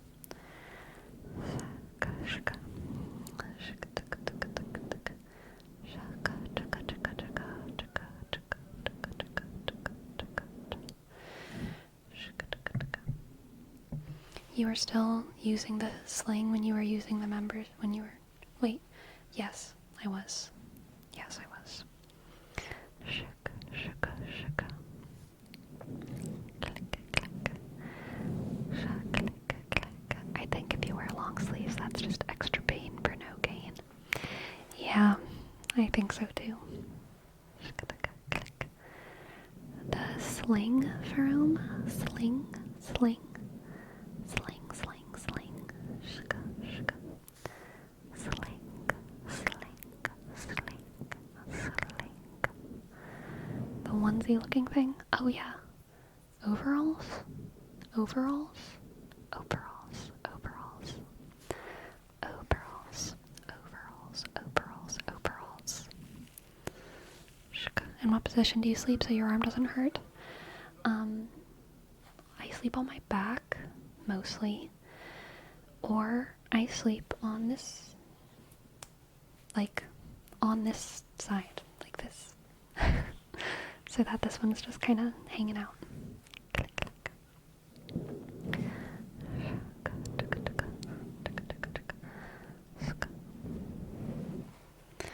Have you rolled by mistake? No, and rolling wouldn't hurt too bad. What I have done by mistake is just like move my, like extend my arm. That hurts way more than rolling. Because like the joint is like way more sore than the bruise. Like I can squeeze my arm and it doesn't hurt that bad. I can feel it, but it doesn't hurt that bad. But like moving my arm by accident, I have done in my sleep, and that hurts. Shaka, shaka, shaka, shaka, shaka, shaka.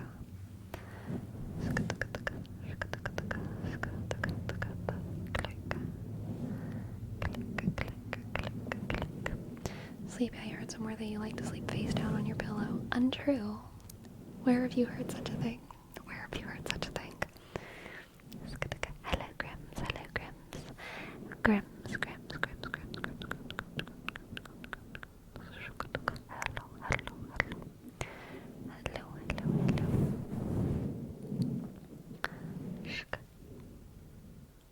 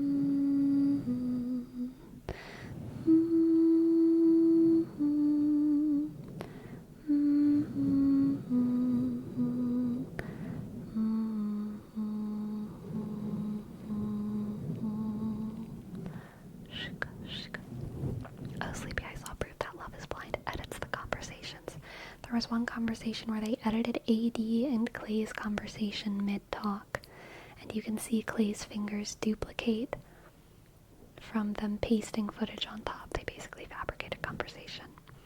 I believe it. Honestly, I'm not surprised.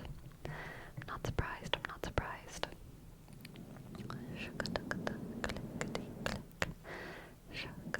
I think, I can't remember her name. I want to say it was like Kelsey or something. The girl who was with, the guy who was on his phone.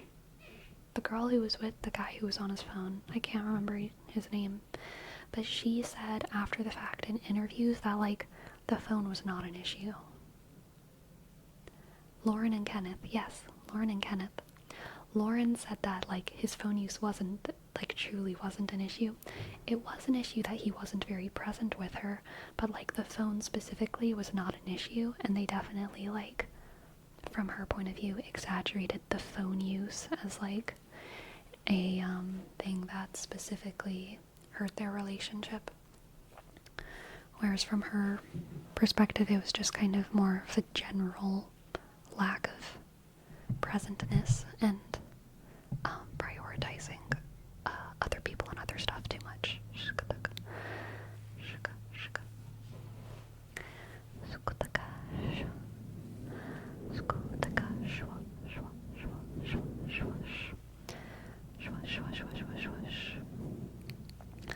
Clocking out my side. Thanks for the stream. Good night. Good night, Versace. Yay. Good night. Good night. Good night. Good night. Good night. Good night. Good night. Sleep well.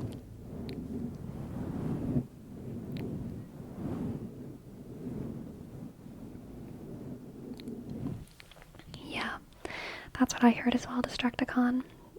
So for those of y'all who don't know, Love is Blind is a reality TV show where they, like, show relationships go through crazy stuff. And there's this scene where Lauren and Kenneth were basically breaking up with one another.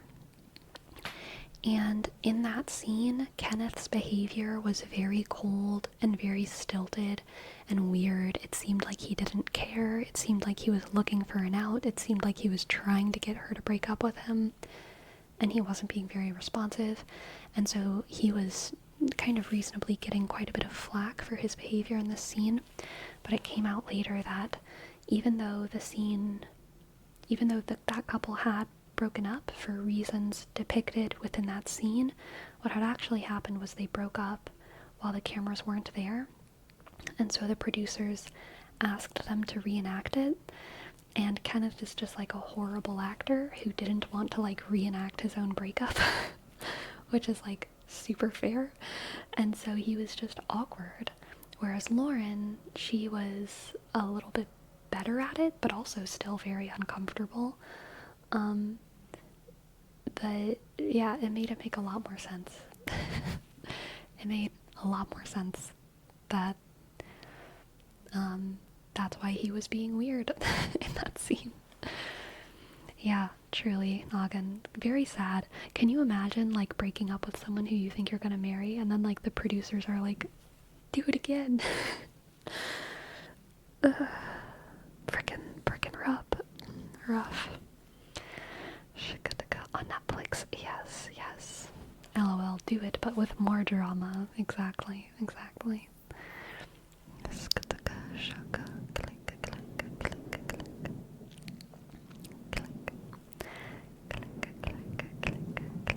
It does sound terrible, Lil Urbex, I agree. Welcome to the chat.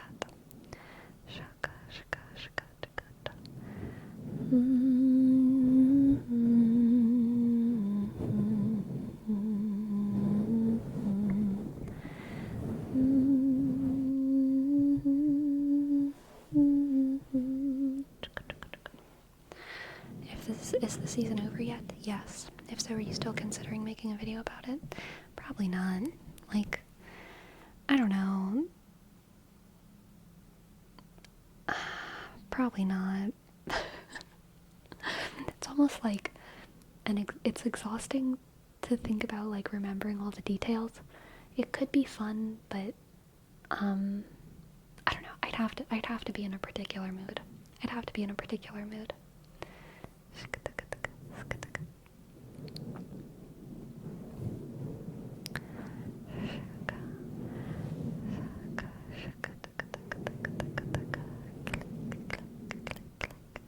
I wonder if Clay has some sort of explanation for going up to the altar before saying no right on the spot. Yeah, Clay is a mess. I feel so bad for him and AD. Based on the reunion, I feel like he genuinely does love her, but I also feel like he genuinely has put himself in like this self-fulfilling prophecy of not being committed. And whenever AD talked about how seeing the conversation between Clay's parents really hit home for her about how she doesn't want to have the story of his mom. She doesn't want to be in the situation of Clay's parents. Oh, I felt that. Because I can understand why AD would look at the situation that already happened, the situation of Clay's parents in the present, and feel like maybe Clay's right, and this is a pattern he can't break away from, because he's already played into the pattern once by saying no to me and by being afraid of commitment. And I've seen the future progression of this pattern now through the story of his parents. And I've seen that he doesn't even believe in himself enough to think that he can break this pattern. And it's really just, if someone tells you who they are, believe them the first time. If someone tells you who they are, believe them the first time.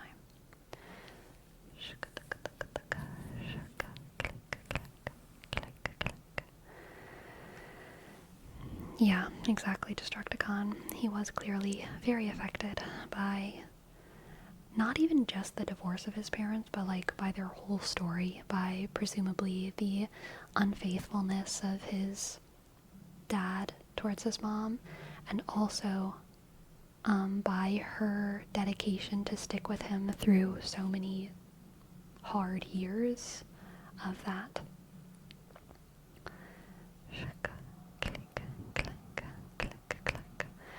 Yeah, honestly, Risa Tisa, put her on as a producer for Love is Blind, okay? She needs to get something more out of this than just her fancy trip to Paris or whatever. I want Risa Tisa to be, a Love is Blind producer.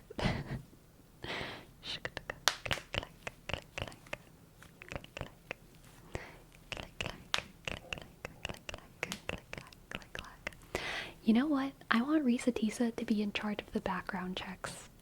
That's what I want. I want Risa Tisa to be in charge of the background checks on Love is Blind.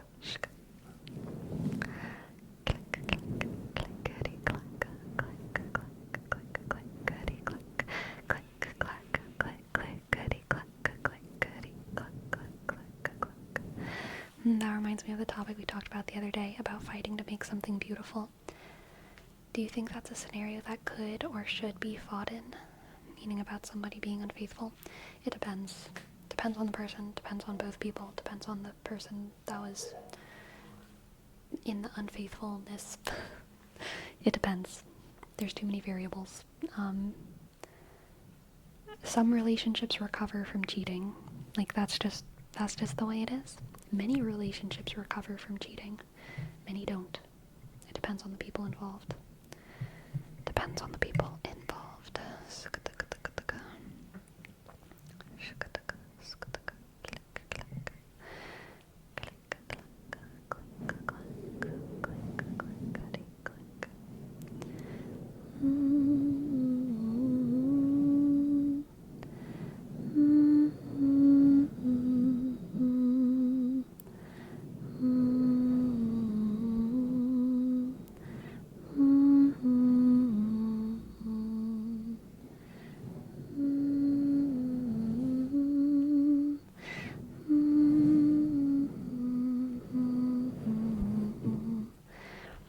Cheating destroys trust, and building it over again on not solid ground seems like a really difficult task.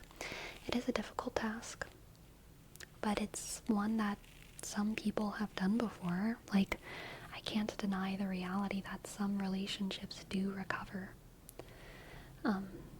Yes, great way to say it, Avalani. It's completely up to the person they cheated on to decide to forgive them and work through it or not. Well, yeah, forgiveness is definitely on that other person, but also, like, the person who is unfaithful, obviously they have stuff that they need to work on and work through as well in order to regain that trust and everything.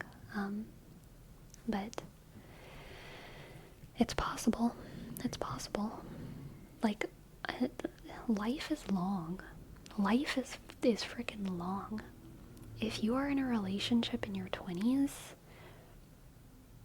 and if you get married in your 20s, if you get married when you're 22, and your partner cheats on you till you're 25, and you're freaking committed to each other anyway, you have the rest of your lives to build up trust and to make a relationship work.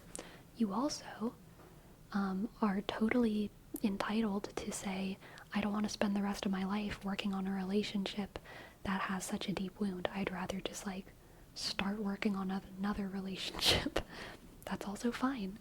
But I do believe that, like, if given enough time, most relationships can heal. But it's up to you to figure that out. It's up to you to figure out whether or not it's worth it, you know? It's up to you to figure out whether or not it's worth it. Some people are not worth that work. If they keep making mistakes, if you don't feel like they want to stop, like, whatever. It's up to the two people.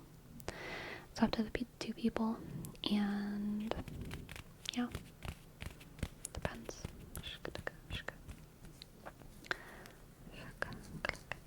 As someone who's been both cheated on and cheated on someone, it's very complicated. Yeah. I feel like the person forgiving it's somehow taking a big loss regardless. I understand that the relationship may be recoverable, but I don't know. Don't you think it may always be in the back of your mind? As you just said, it's a very deep wound and a scar. It's most likely to be there forever in that relationship. I think that's possible, but every relationship will have scars, and being cheated on / cheating is one scar. There's other things that leave scars. Sometimes someone in a relationship having a mental breakdown one day and like throwing a pot and breaking a wall leaves a scar, and the two people never look at each other the same way again, because one of them once lost their mind and threw a pot through a wall, and that's kind of wild. But they work through it. They still love each other, and they try not to let someone's mental health get that bad again. And there's definitely a scar there. There's definitely a scar, but that doesn't mean that the relationship isn't worth salvaging. And I think cheating is like one of those scars. It's one of those many like horrible things. It's a horrible thing, but like sometimes relationships can be salvaged and then other times they can't. It just depends.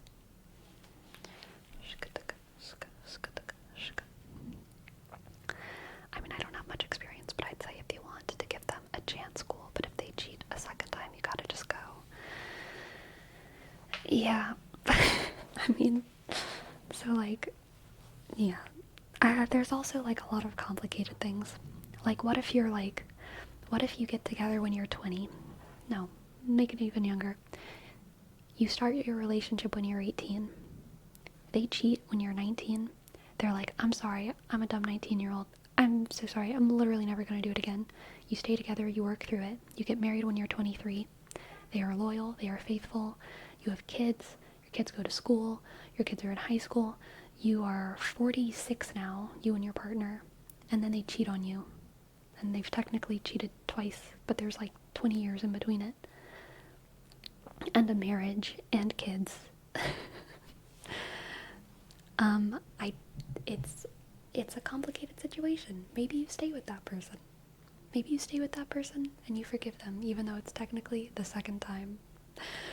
Or maybe you're like, fuck this, second time I'm out, and then you leave. I don't know. I just feel like there's no hard rules. There's no hard rules that I would apply to anyone else. I would never tell that person to stay with their partner and work through it.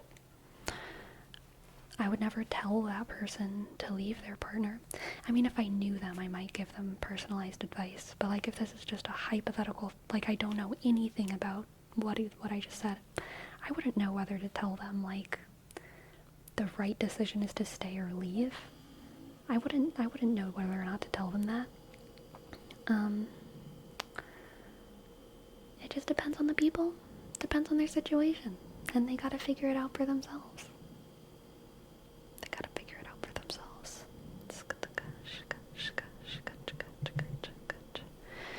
cheater always a cheater?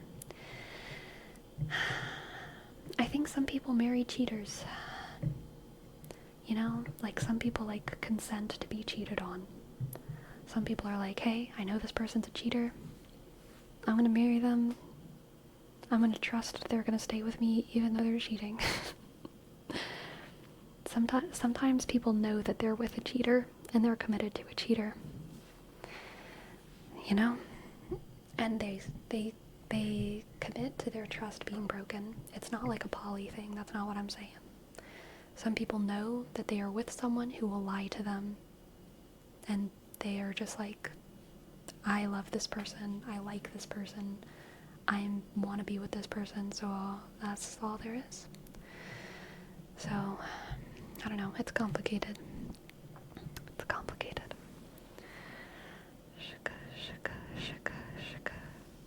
Sure, McJake.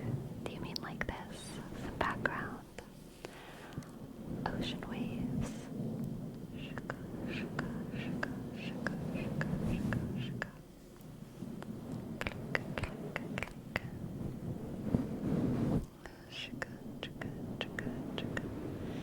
Even if your dad is cheating, I don't want to tell my mom. Yeah. Super common mentality. I've been in relationships where guys have told me that. I've never cheated. I have monogamy brain. Like, if I'm into someone, I'm not into anyone else. I like can't be into anyone else. I can't. But I've had guys tell me before, like, if you cheated on me, just don't tell me. Which, like, blew my mind. It's like, what? I don't know. I don't know about that.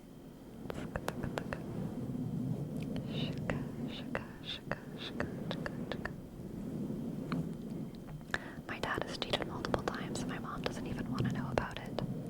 It's one of the reasons I don't really like him, even as a person. Yeah. I don't feel comfortable dealing generalities out for people as a whole. People are complicated enough that I have to look at it on a case-by-case basis. Exactly, Agan. Exactly. And exactly, Dolly. We are all sinners. We are all sinners. None of us are doing it perfect. And, like, you know, I don't like lumping a whole group of people together and just condemning them, you know? Like, cheaters are doing something wrong and they're doing something bad. But not every cheater is like a mean, cruel, vindictive, selfish person who lacks self-control and integrity. Like, sometimes, like, there's, unfortunately, a lot of cheaters are good people, you know? Unfortunately, a lot of people in jail are good people who've done horrible things. And a lot of relationship stuff is the same. A lot of people who have cheated are good people. A lot of people who have lied are good people, and it's confusing. And yeah, at the end of the day, we're all good people who've done some set of bad things. And some people are worse than others, okay? Like, I'm not gonna say that, like, all of us are, probably the same amount of bad. There's some people who've done much worse things than others. And there's some people who are cheaters who are bad people. And there's some people who are in jail who are, like, bad people. But, like, most people who do shitty, horrible things are good people who've done a shitty, horrible thing, in my opinion, in my experience, I guess.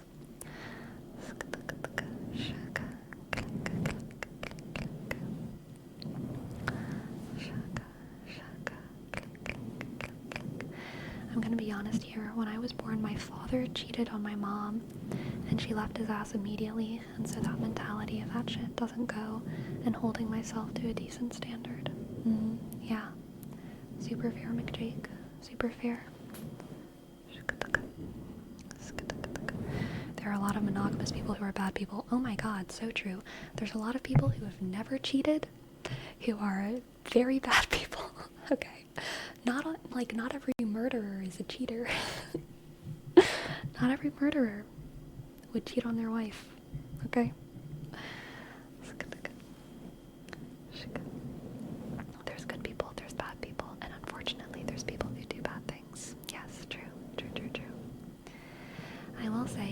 bad as a lot of things guys do in prison do. At least they all have a level of morality where crimes against children are not tolerated. Yeah, that is true. Everyone has different expectations in relationships, also true. But I can't imagine saying I don't want to know. If someone cheated on me, I would absolutely want to know so I could start packing my bags. Damn. Yeah, I'm kind of the same. Like, I like the truth. The truth in a relationship is like so much more important to me than like my comfort or happiness. If I was with someone who had like a secret stewing for like years, I would so much rather them like tell me than just try to like preserve my ignorant bliss. And I would be so much more willing to work through something if they told me, no matter how much time had passed, than if I had found out somehow. Yeah.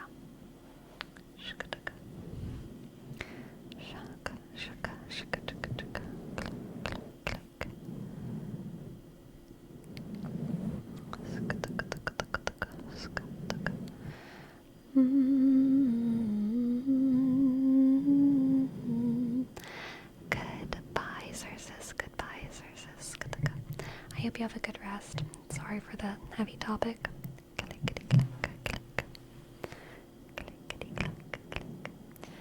Do you sometimes think when a person stops putting in effort, that leads to wandering eyes?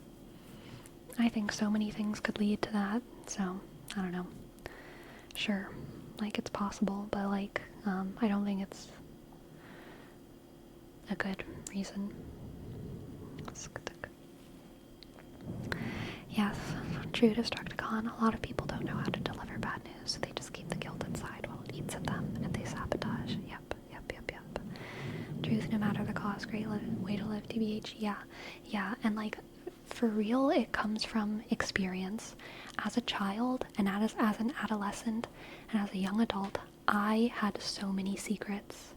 I was a creature of secrets, and secrets, and secrets, and secrets, and I would avoid lying as best as I could, but I did lie, and I had secrets, and it didn't hurt the people around me that much, but it made me suffer, and it made a lot of my friendships and relationships feel insincere and not good, and I am sad that I held so much inside of me for so long, and I have just learned that the way to enjoy my life to the fullest is to have as few secrets as possible.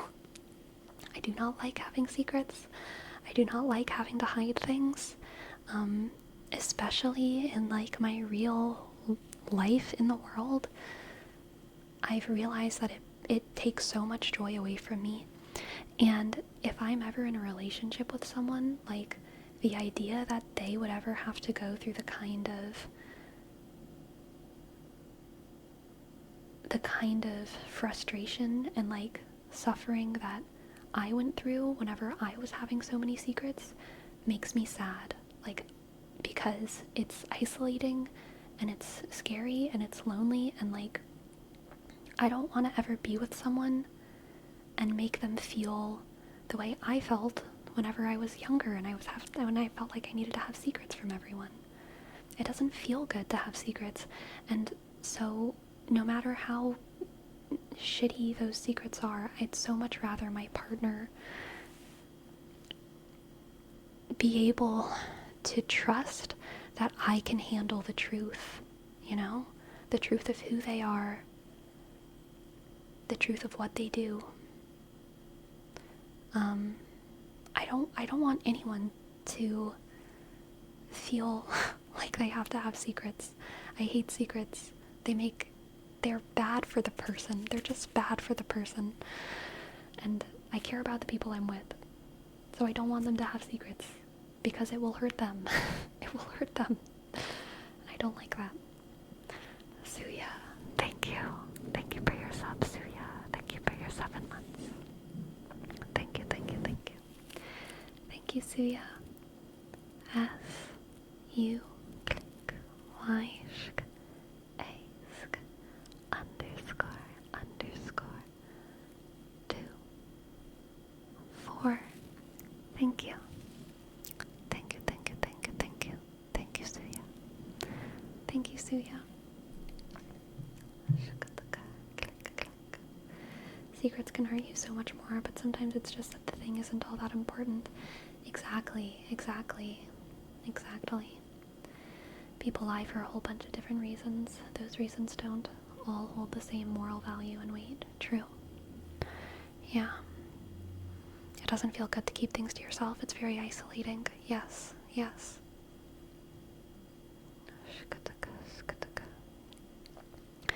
I feel that. I let something going on in my life slip to a friend and I felt so bad about it, but also good to have it off my chest. Yeah. I have a lot of trouble opening up, honestly. I don't know why it just tense up, even though I don't want to lie to anyone. Yeah, that's normal, little Urbex. It's okay. Peerless, here's your name trace. P, click, U, shk, R, shk, E, click, L, E, shk, S. Thank you, Peerless. Thank you, Peerless. Yes, I feel I have some secrets, but I don't feel comfortable sharing them with just anybody. That person has to mean so much to me, and I would have to trust them immensely. Yeah.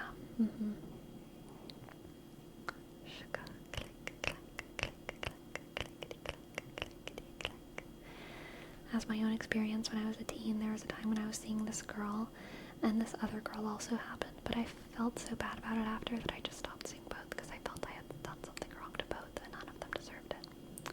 Oh, Jerome. That's rough. In an ideal situation, you should feel comfortable being completely honest and open with other people.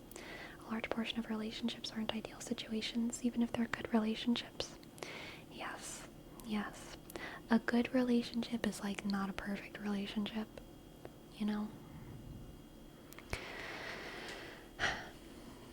And like,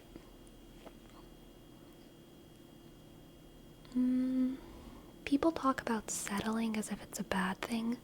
And I think sometimes when people talk about settling, it is a bad thing. Like, you shouldn't be with someone who you're not attracted to in any way. You shouldn't be with someone who you don't like. Like, that's bad. You should be with someone who you like, who, like, you love and who you're enthusiastic about, all these things. But also, I think, being perpetually, stuck on like having and finding the perfect relationship is probably not good, you know? Like, relationships are a collaborative work in progress, and it's never perfect at the beginning. It takes a lot of work to get better and better with each other, to learn about each other, to grow as individuals.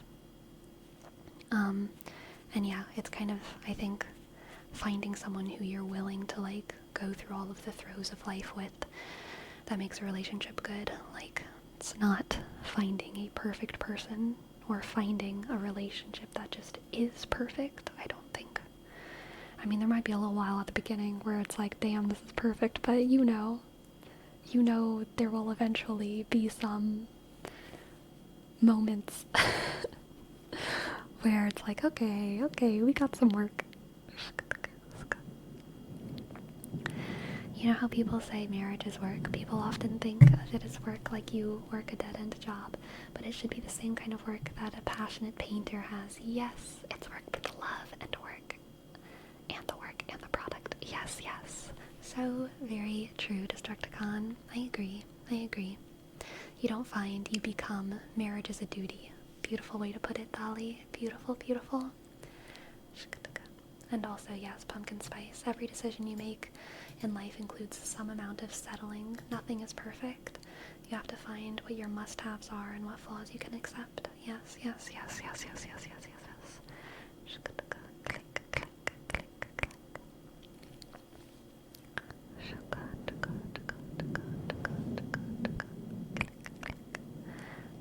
I don't know why the government has to be involved in marriage. Dude, true.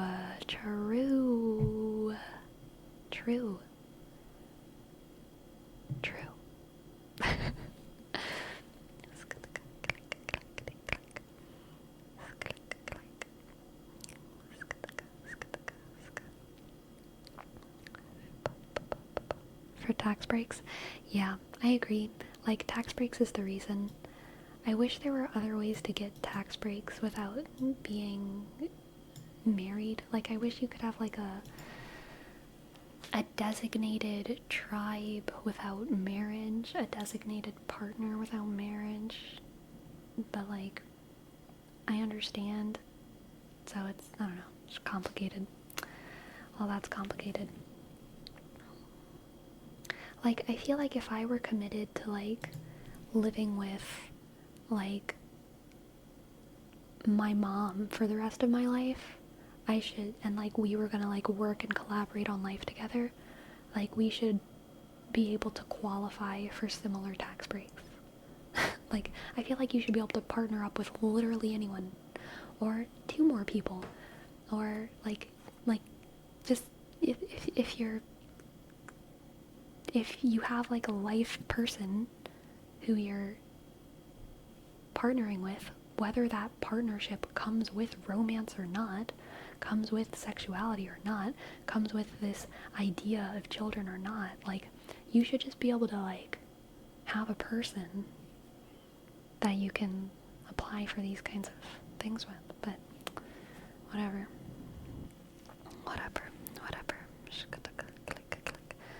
Yeah, exactly, Ferome. Like, I don't know why the government needs to know who you say I love you to. You know what I mean? Or like what that means to you. Like, you should just be able to have like a dude. You should just be able to like have a dude, you know? Two dudes. Two dudes, not gay. Or two dudes gay. Both. Gay or not gay. Either any. Any / all, okay? With or without a hot tub. Yes, exactly. Or 5 dudes. There we go.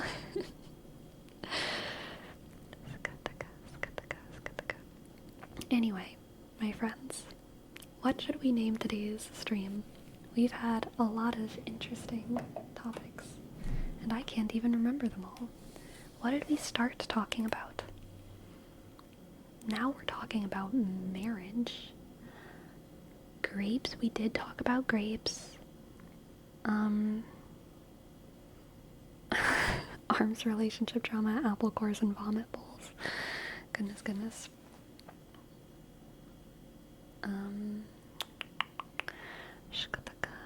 Arms, relationship drama, apple cores, and vomit bowls. I don't want to talk about. We don't need to put my arm in the title, okay? That's everyone knows. Everyone knows the arm is a mess.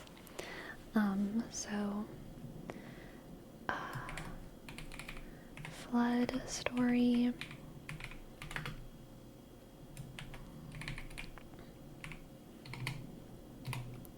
Apple etiquette.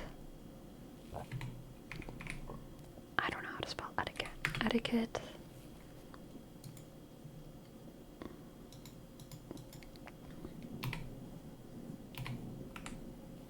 Apple etiquette. And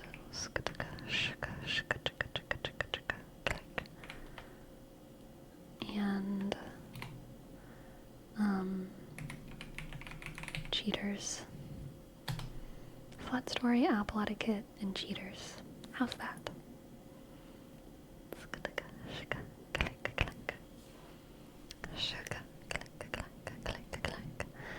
Let's see. Slight sounds is streaming. So we are going to read slight, okay? I hope that y'all have enjoyed this stream. I've had a great time talking to y'all. It's been fun. It's been a good time. And I will see y'all next time, okay? Storyteller, thank you for your sub. S-T, click, osk, arshk, Y, click, T, click, ishk, double L, shk, isk, R. Thank you. And happy birthday, Bubblegum.